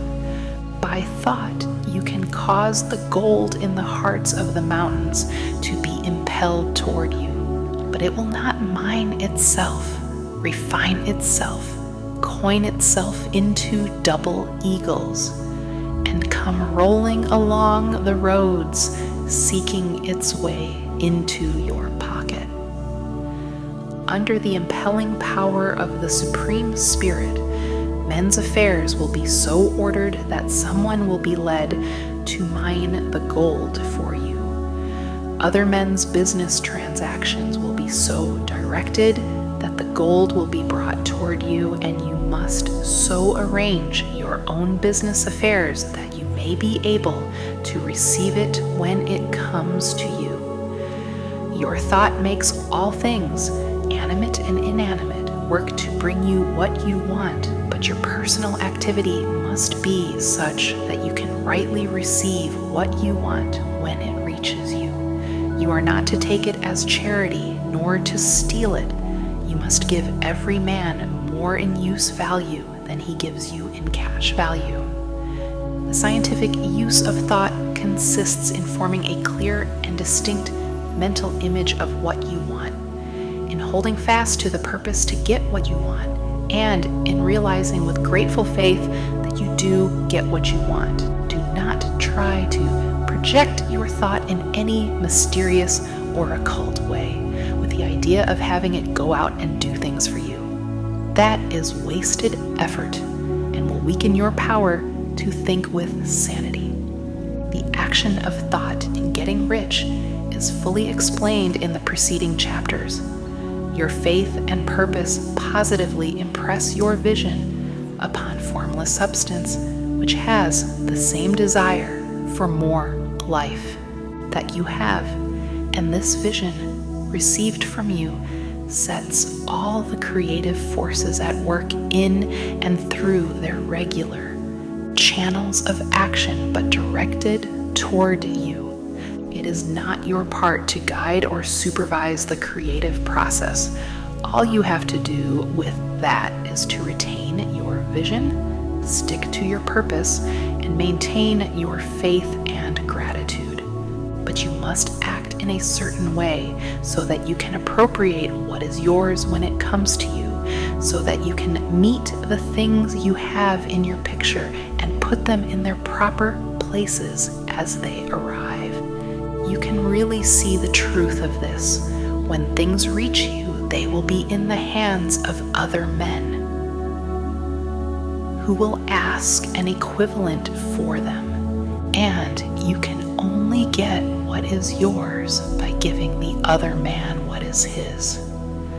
Your pocketbook is not going to be transformed into a Fortunata's purse, which shall be always full of money without effort on your part. This is the crucial point in the science of getting rich, right here, where thought and personal action must be combined. There are very many people who, consciously or unconsciously, set the creative forces in action by the strength and persistence of their desires, but who remain poor because because they do not provide for the reception of the thing they want when it comes.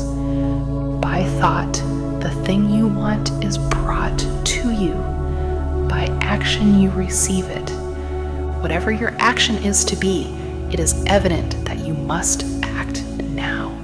You cannot act in the past. And it is essential to the clearness of your mental vision that you dismiss the past from your mind.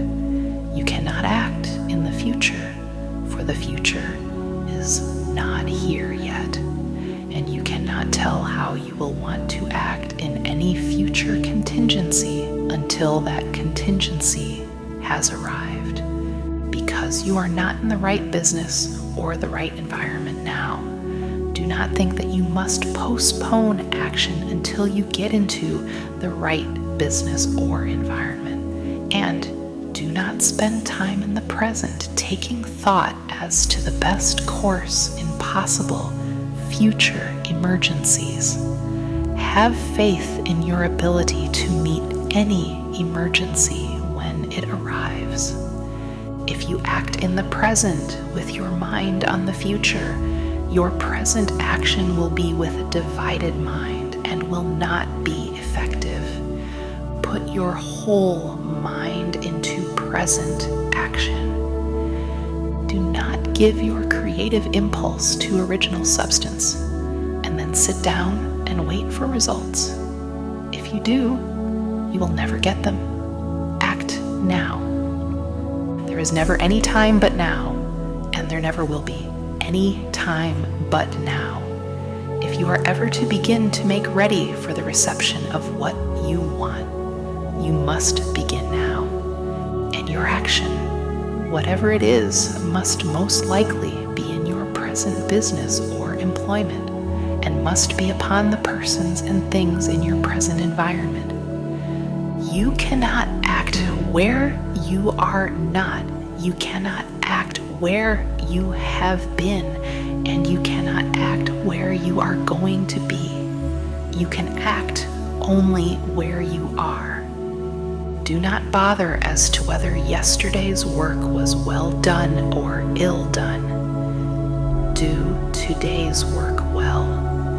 Do not try to do tomorrow's work now. There will be plenty of time to do that when you get to it. Do not try by occult or mystical means to act on people or things that are out of your reach. Do not wait for a change of environment before you act. Get a change of environment by action. You can so act upon the environment in which you are now as to cause yourself to be transferred to a better environment. Hold with faith and purpose the vision of yourself in the better environment, but act upon your present environment with all your heart and with all your strength and with all your mind. Do not spend any time in daydreaming or castle building. Hold to the one vision of what you want and act now. Do not cast about seeking some new thing to do or some strange, unusual, or remarkable action to perform as a first step toward getting rich. It is probable that your actions, at least for some time to come, will be those you have been performing for some time past, but you are to begin now to perform these actions in the certain way, which will surely make you rich. If you are engaged in some business and feel that it is not the right one for you, do not wait until you get into the right business before you begin to act. Do not feel discouraged or sit down and lament because you are misplaced. No man was ever so misplaced but that he could not find the right place, and no man ever became so involved in the wrong business but that he could get into the right business. Hold the vision of yourself in the right business with the purpose to get into it and the faith that you will get into it and are getting into it. But act in your present business. Use your present business as the means of getting a better one, and use your present environment as the means of getting into a better one. Your vision of the right business, if held with faith and purpose, will cause the Supreme to move the right business toward you, and your action, if performed in the certain way, will cause you to move toward the business. If you are an employee or wage earner and feel that you must change places in order to get what you want, do not project your thought into space and rely upon it to get you another job. It will probably fail to do so. Hold the vision of yourself in the job you want, while you act with faith and purpose on the job you have, and you will certainly get the job you want. Your vision and faith will set the creative force in motion to bring it toward you, and your action will cause the forces in your own environment to move you toward the place you want. In closing this chapter, we will add another statement to our syllabus. There is a thinking stuff from which all things are made, and which in its original state permeates, penetrates, and fills the interspaces of the universe. A thought in this substance produces the thing that is imaged by the thought. Man can form things in his thought, and by impressing his thought upon formless substance, can cause the thing he thinks about to be created.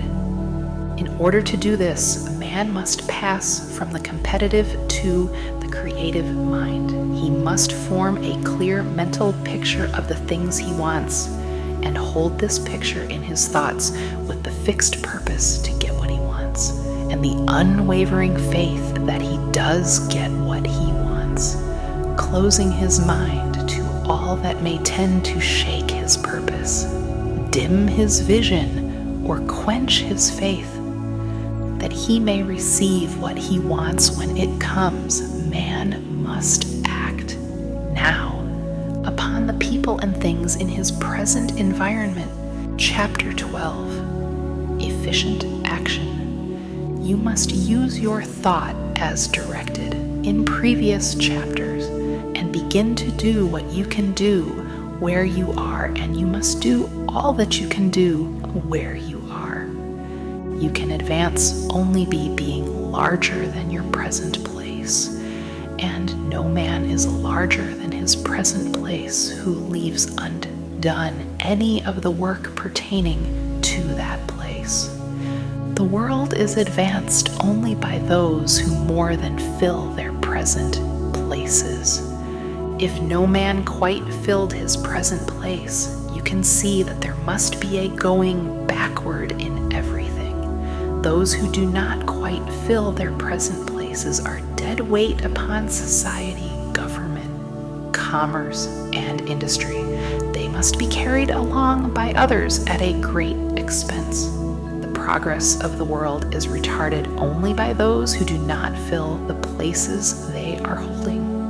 They belong to a former age and a lower stage or plane of life, and their tendency is toward degeneration.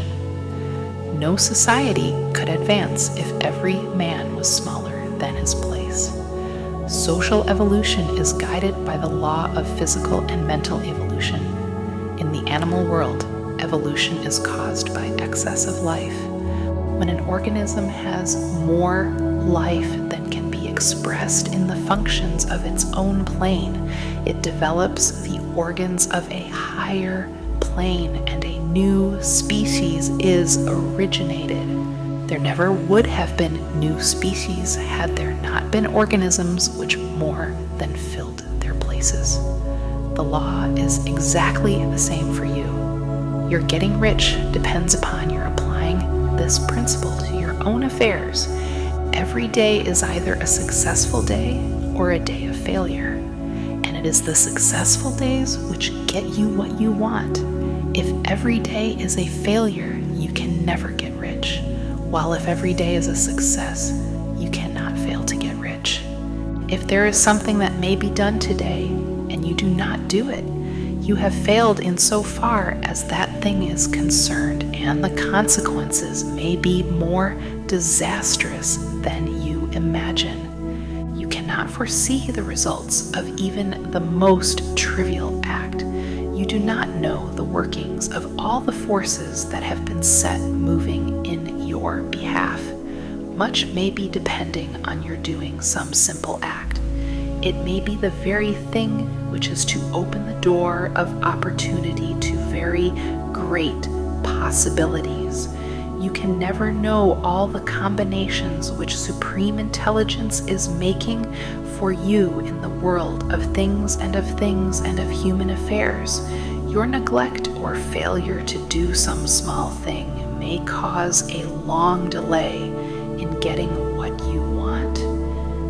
Do every day all that can be done that day. There is, however, a limitation or qualification of the above that you must take into account. You are not to overwork nor to rush blindly into your business in the effort to do the greatest possible number of things in the shortest possible time. You are not to try to do tomorrow's work today, nor to do a week's work in a day. It is really not the number of things you do, but the efficiency of each separate action that counts. Every act is in itself either a success or a failure. Every act is in itself either effective or inefficient. Every inefficient act is a failure, and if you spend your life in doing inefficient acts, your whole life will be a failure. The more things you do, the worse for you if all your acts are inefficient ones. On the other hand, every efficient act is a success in itself. And if every act of your life is an efficient one, your whole life must be a success. The cause of failure is doing too many things in an inefficient manner and not doing enough things in an efficient manner. You will see that it is a self-evident proposition that if you do not do any inefficient acts, and if you do a sufficient number of efficient acts, you will become rich. If now it is possible for you to make each act an efficient one, you see again that the getting of riches is reduced to an exact science, like mathematics. The matter turns then on the questions whether you can make each separate act a success in itself. And this you can certainly do. You can make each act a success because all power is working with you, and all power cannot fail. Power is at your service, and to make each act efficient, you have only to put power into it. Every action is either strong or weak, and when every one is strong, you are acting in the certain way which will make you rich. Every act can be made strong and efficient by holding your vision while you are doing it and putting the whole power of your faith and purpose into it. It is at this point that the people fail who separate mental power from personal action. They use the power of mind in one place and at one time, and they act in another pace and at another time. So their acts are not successful in themselves. Too many of them are inefficient. But if all power goes into every act, no matter how commonplace, every act will be a success in itself. And as in the nature of things, every success opens the way to other successes. Your progress toward what you want and the progress of what you want toward you will become increasingly rapid. Remember that successful action is cumulative in its results, since the desire for more life is inherent in all things. When a man begins to move toward larger life, more things attach themselves to him, and the influence of his desire is multiplied. Do every day all that you can do that day, and do each act in an efficient manner, in saying that you must hold your vision while you are doing each act, however trivial or commonplace. I do not mean to say that it is necessary at all times to see the vision distinctly to its smallest details. It should be the work of your leisure hours to use your imagination on the details of your vision and to contemplate them until they are firmly fixed upon memory. If you wish speedy results, spend practically all your spare time in this practice. By continuous contemplation, you will get the picture of what you want, even to the smallest details, so firmly fixed upon your mind and so completely transferred to the mind of formless substance that in your working hours you need only to mentally refer to the picture to stimulate your faith and purpose and cause your best effort to be put forth. Contemplate your picture in your leisure hours until your consciousness is so full of it that you can grasp it instantly. You will become so enthused with its bright promises that the mere thought of it will call forth the strongest energies of your whole being. Let us again repeat our syllabus, and by slightly changing the closing statements, bring it to the point we have now reached. There is a thinking stuff from which all things are made, and which in its original state permeates, penetrates, and fills the interspaces of the universe. A thought in this substance produces the thing that is imaged by the thought.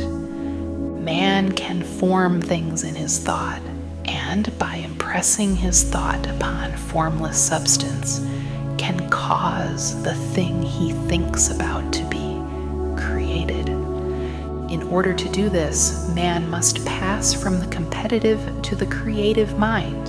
He must form a clear mental picture of the things he wants, and do, with faith and purpose, all that can be done each day, doing each separate thing in an efficient manner. Chapter 13. Getting into the right business. Success in any particular business depends for one thing upon your possessing in a well-developed state the faculties required in that business. Without good musical faculty, no one can succeed as a teacher of music. Without well-developed mechanical faculties, no one can achieve great success in any of the mechanical trades. Without tact and the commercial faculties, no one can succeed in mercantile pursuits. But to possess in a well-developed state the faculties required in your particular vocation does not ensure getting rich. There are musicians who have remarkable talent and who yet remain poor. There are blacksmiths, carpenters, and so on who have excellent mechanical ability, but who do not get rich. And there are merchants with good faculties for dealing with men who nevertheless fail. The different faculties are tools. It is essential to have good tools, but it is also essential that the tools should be used in the right way. One man can take a sharp saw, a square, a good plane, and so on, and build a handsome article of furniture. Another man can take the same tools and set to work to duplicate the article, but his production will be a botch. He he does not know how to use good tools in a successful way. The various faculties of your mind are the tools with which you must do the work, which is to make you rich. It will be easier for you to succeed if you get into a business for which you are well equipped with mental tools. Generally speaking, you will do best in that business which will use your strongest faculties, the one for which you are naturally best fitted. But there are limitations to this statement also.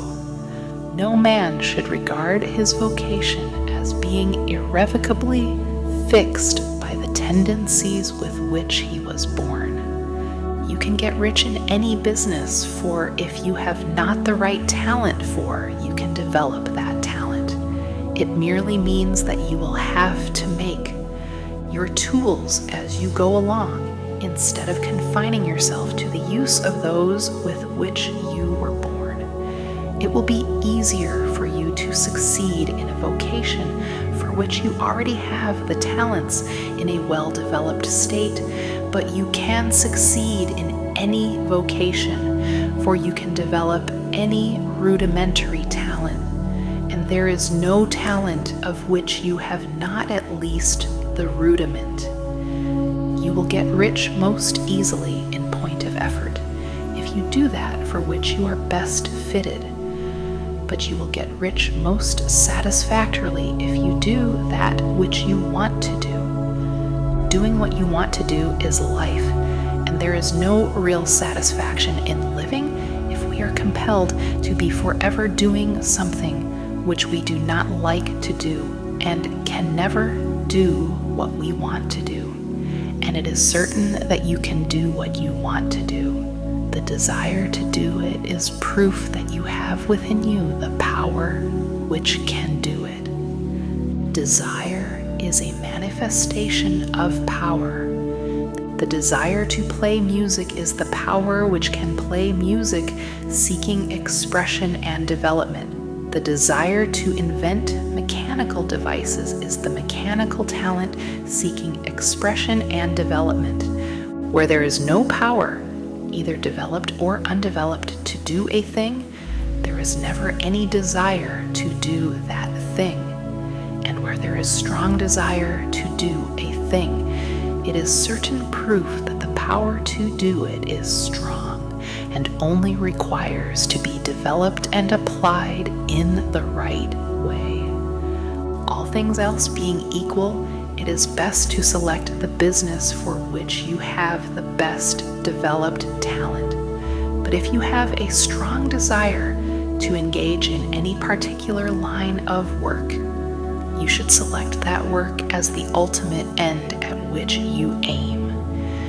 You can do what you want to do, and it is your right and privilege to follow the business or avocation which will be most congenial and pleasant. You are not obliged to do what you do not like to do, and should not do it except as a means to bring you to the doing of the thing you want to do.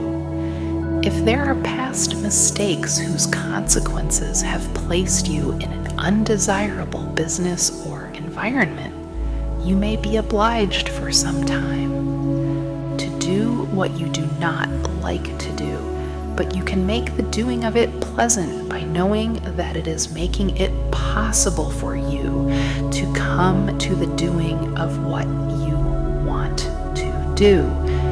If you feel that you are not in the right vocation, do not act too hastily in trying to get into another one. The best way, generally, to change business or environment is by growth.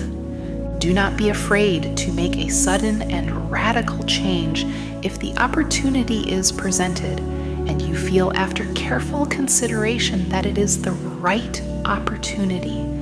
But never take sudden or radical action when you are in doubt as to the wisdom of doing so. There is never any hurry on the creative plane, and there is no lack of opportunity. When you get out of the competitive mind, you will understand that you never need to act hastily. No one else is going to beat you to the thing you want to do. There is enough for all. If one space is taken, another and a better one will be opened for you a little farther on. There is plenty of time. When you are in doubt, wait. Fall back on the contemplation of your vision and increase your faith and purpose. And by all means, in times of doubt and indecision, cultivate gratitude. A day or two spent in contemplating the vision of what you want and an earnest thanksgiving that you are getting it will bring your mind into such close relationship with the Supreme that you will make no mistake when you do act. There is a mind which knows all there is to know, and you can come into close unity with this mind by faith and the purpose to advance in life if you have deep gratitude. Mistakes come from acting hastily, or from acting in fear or doubt, or in forgetfulness of the right motive, which is more life to all and less to none. As you go on in the certain way, opportunities will come to you in increasing number, and you will need to be very steady in your faith and purpose, and to keep in close touch with the All-Mind by reverent gratitude. Do all that you can do in a perfect manner every day, but do it without haste, worry, or fear. Go as fast as you can, but never hurry. Remember that in the moment you begin to hurry, you cease to be a creator and become a competitor. You drop back upon the old plane again. Whenever you find yourself hurrying, call a halt. Fix your attention on the mental image of the thing you want and begin to give thanks that you are getting it. The exercise of gratitude will never fail to strengthen your faith and renew your purpose. Chapter 14. The impression of increase. Whether you change your vocation or not, your actions for the present must be those pertaining to the business in which you are now engaged. You can get into the business you want by making constructive use of the business you are already established in, by doing your daily work in a certain way, and insofar as your business consists in dealing with other men, whether personally or by letter. The key thought of all your efforts must be to convey to their minds the impression of increase. Increase is what all men and all women are seeking. It is the urge of the formless intelligence within them, seeking fuller expression. The desire for increase is inherent in all nature. It is the fundamental impulse of the universe. All human activities are based on the desire for increase. People are seeking more food, more clothes, better shelter, more luxury, more beauty, more knowledge, more pleasure. Increase in something, more life. Every living thing is under this necessity for continuous advancement. Where increase of life ceases, dissolution and death set in at once. Man instinctively knows this, and hence he is forever seeking more. This law of perpetual increase is set forth by Jesus in the parable of the talents. Only those who gain more retain any.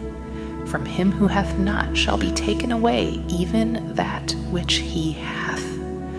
The normal desire for increased wealth is not an evil or a reprehensible thing. It is simply the desire for more abundant life. It is aspiration. And because it is the deepest instinct of their natures, all men and women are attracted to him who can give them more of the means of life. In following the certain way, as described in the foregoing pages, you are getting continuous increase for yourself, and you are giving it to all with whom you deal. You are a creative center from which increase is given off to all. Be sure of this and convey assurance of the fact to every man, woman, and child with whom you come in contact.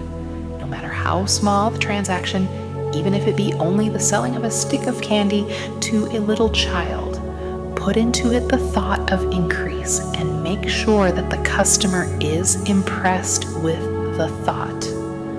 Convey the impression of advancement with everything you do, so that all people shall receive the impression that you are an advancing man, and that you advance all who deal with you, even to the people whom you meet in a social way, without any thought of business, and to whom you do not try to sell anything. Give the thought of increase.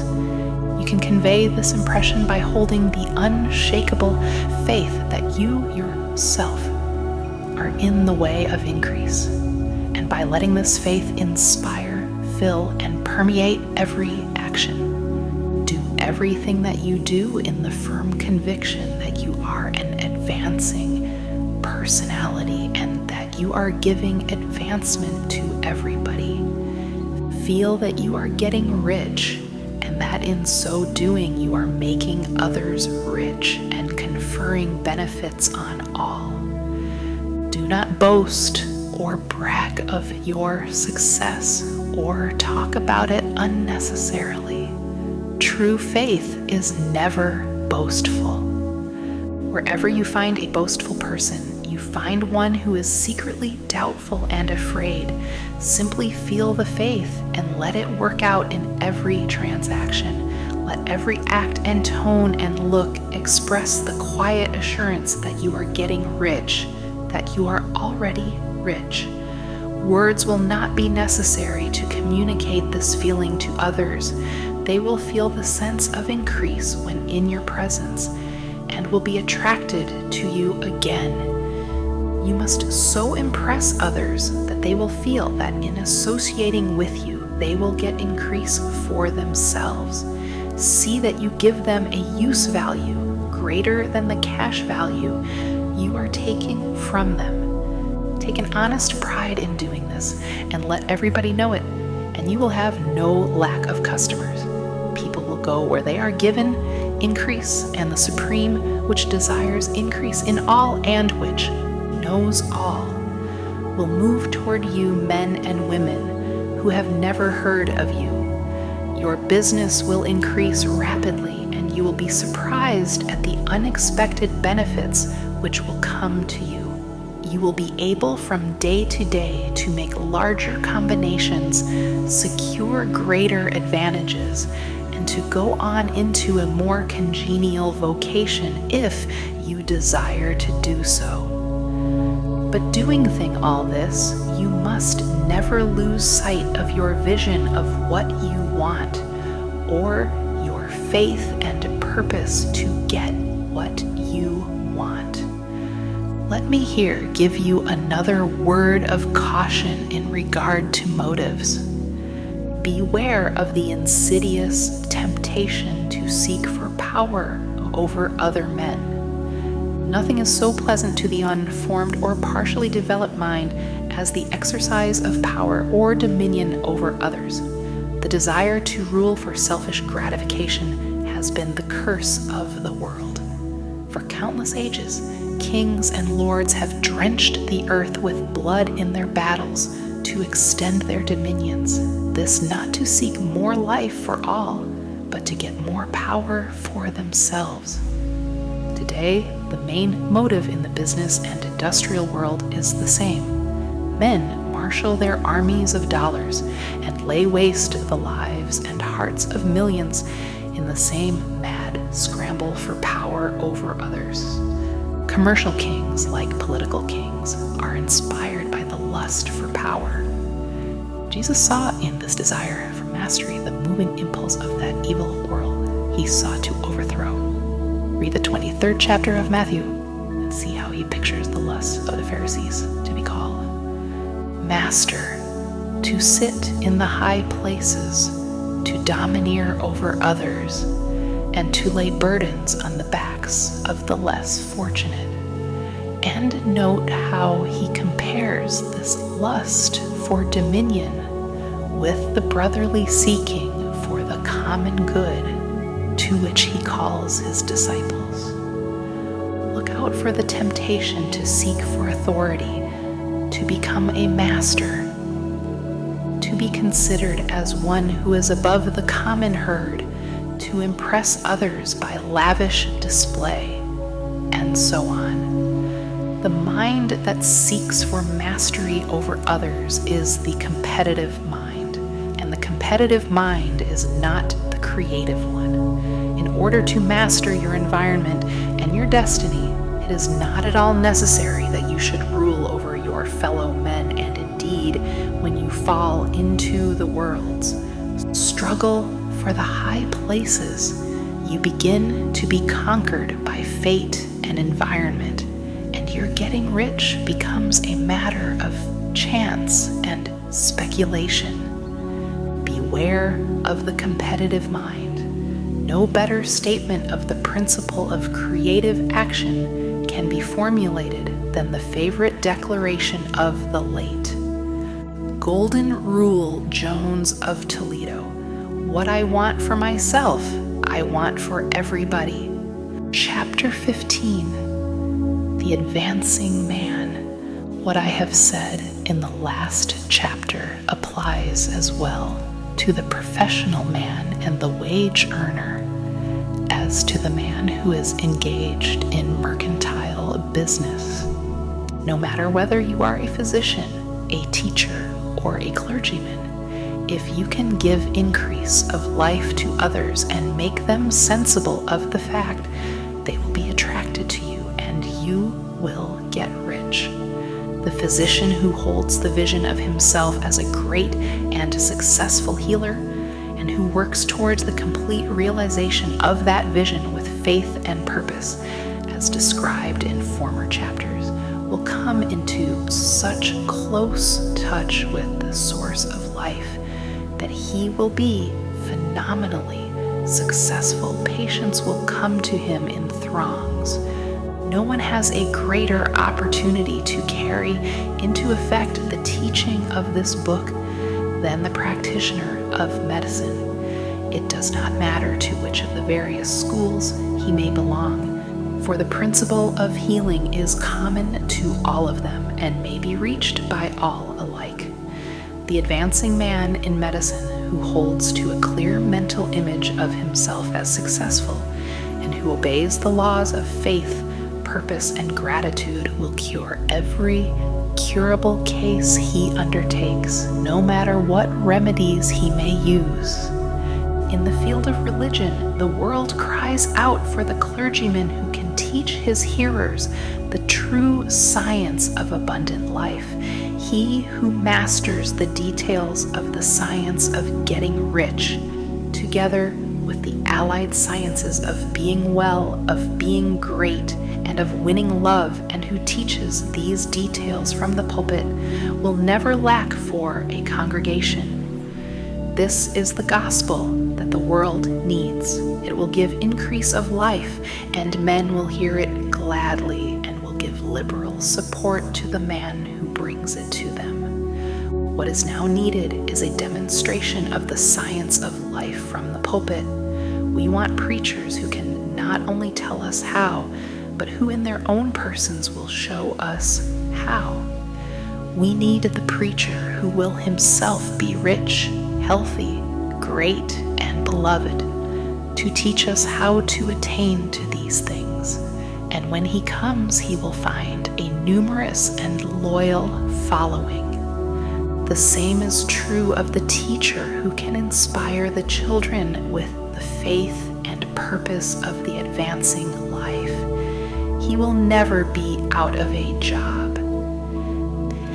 and any teacher who has this faith and purpose can give it to his pupils. He cannot help giving it to them if it is part of his own life and practice. What is true of the teacher, preacher, and physician is true of the lawyer, dentist, real estate man, insurance agent, of everybody. The combined mental and personal action I have described is infallible. It cannot fail. Every man and woman who follows these instructions steadily, perseveringly, and to the letter will get rich.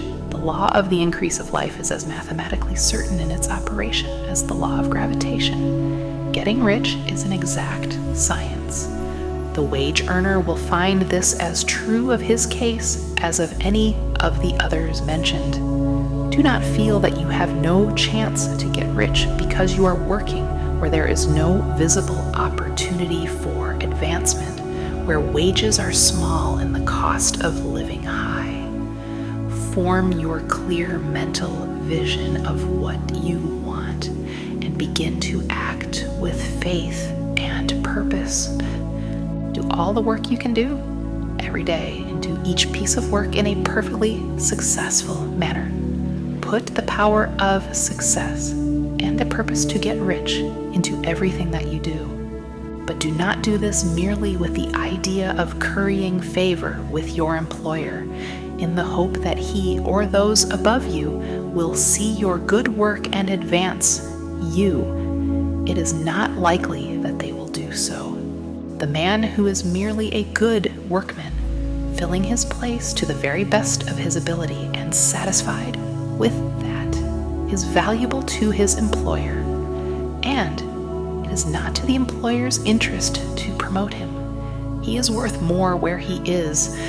To secure advancement, something more is necessary than to be too large for your place.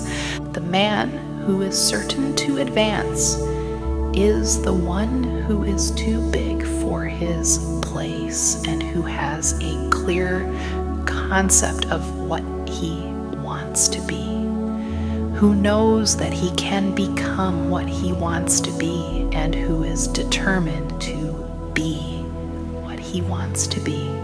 Yet do not try to more than fill your present place with a view to pleasing your employer. Do it with the idea of advancing yourself. Hold the faith and purpose of increase during work hours, after work hours, and before work hours. Hold it in such a way that every person who comes in contact with you, whether foreman, fellow workman, or social acquaintance, will feel the power of purpose radiating from you, so that everyone will get the sense of advancement and increase from you. Men will be attracted to you, and if there is no possibility for advancement in your present job, you will very soon see an opportunity to take another job. There is a power which never fails to present opportunity to the advancing man who is moving in obedience to law.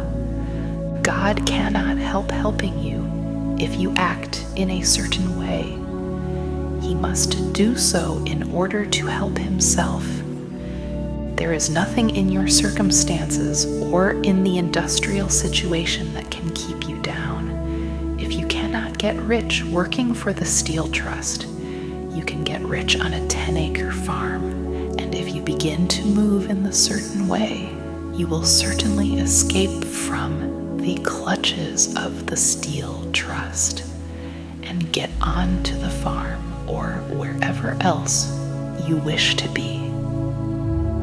If a few thousands of its employees would enter upon the certain way, the Steel Trust would soon be in a bad plight.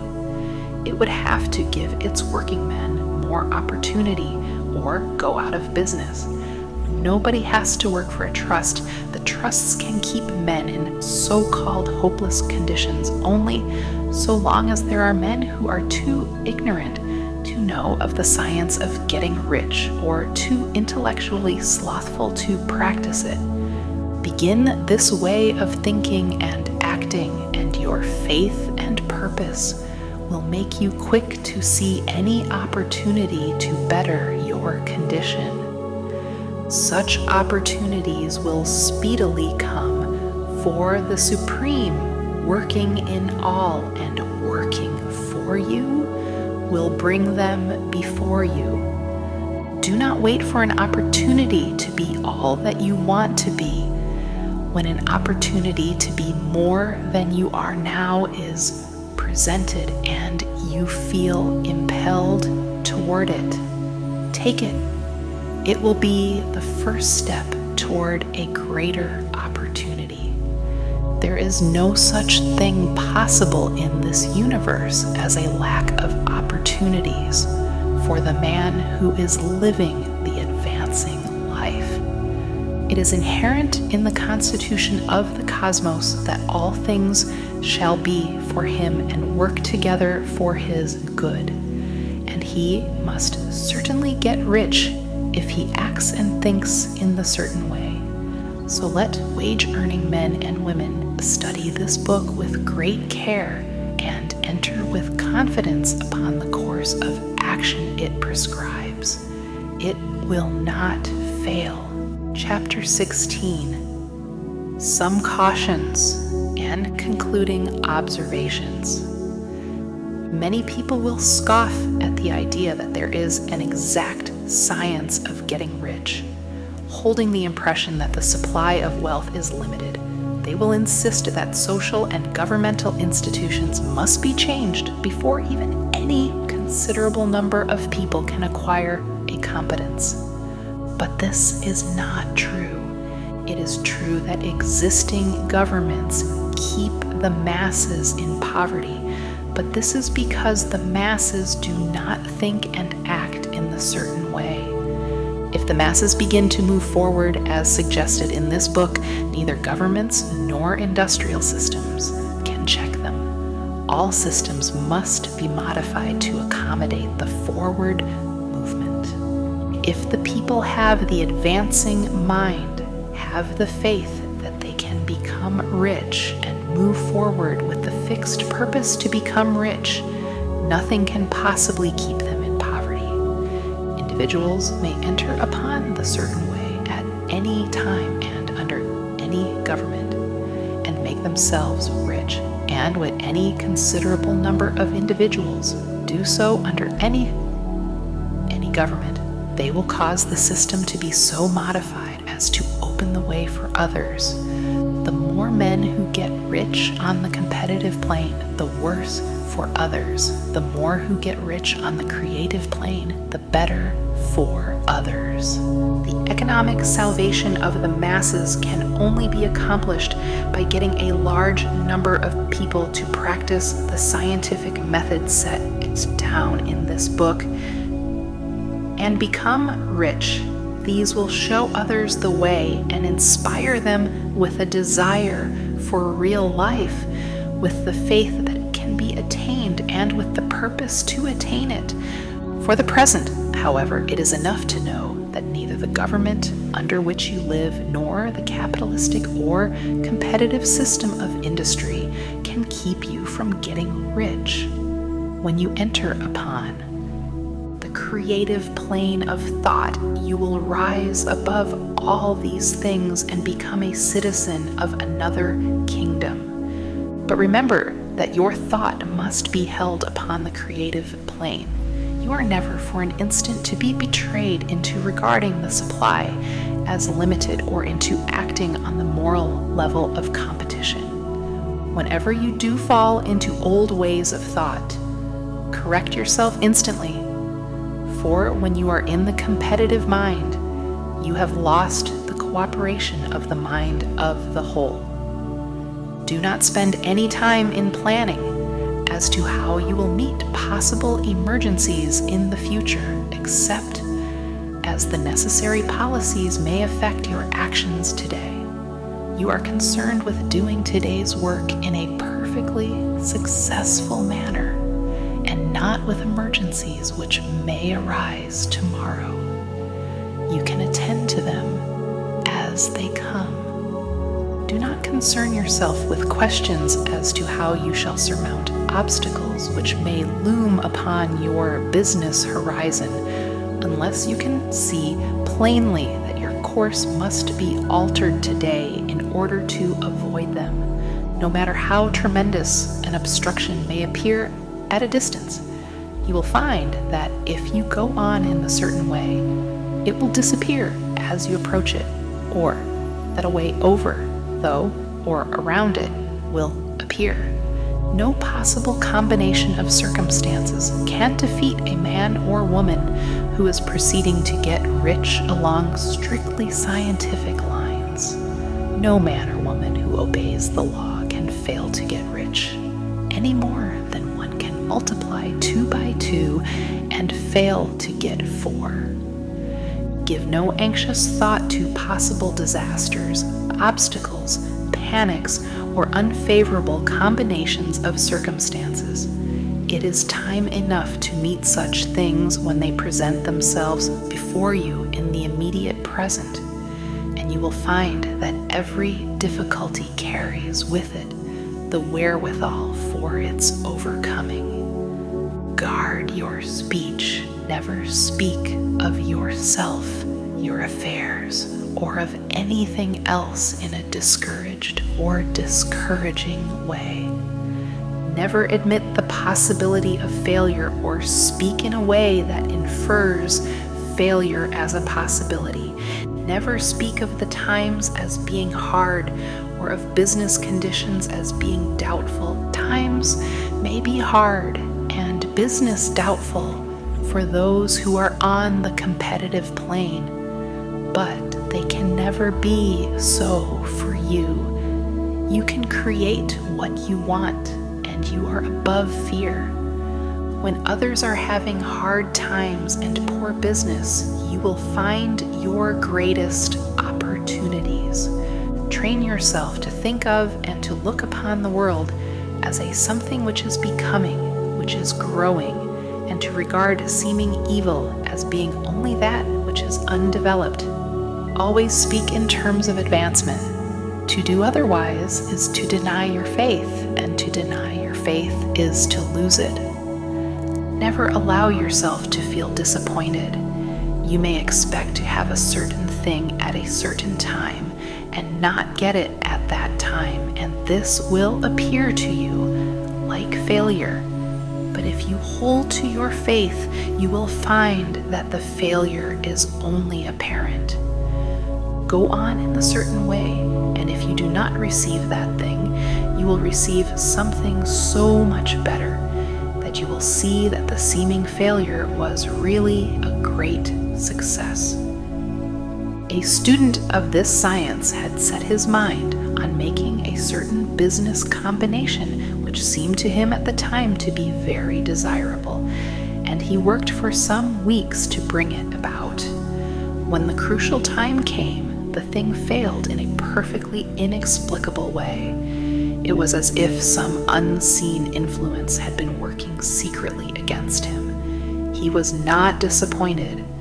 On the contrary, he thanked God that his desire had been overruled, and went steadily on with a grateful mind. In a few weeks, an opportunity so much better came his way that he would not have made the first deal on any account. And he saw that a mind which knew more than he knew had prevented him from losing the greater good by entangling himself with the lesser. That is the way every seeming failure will work out for you.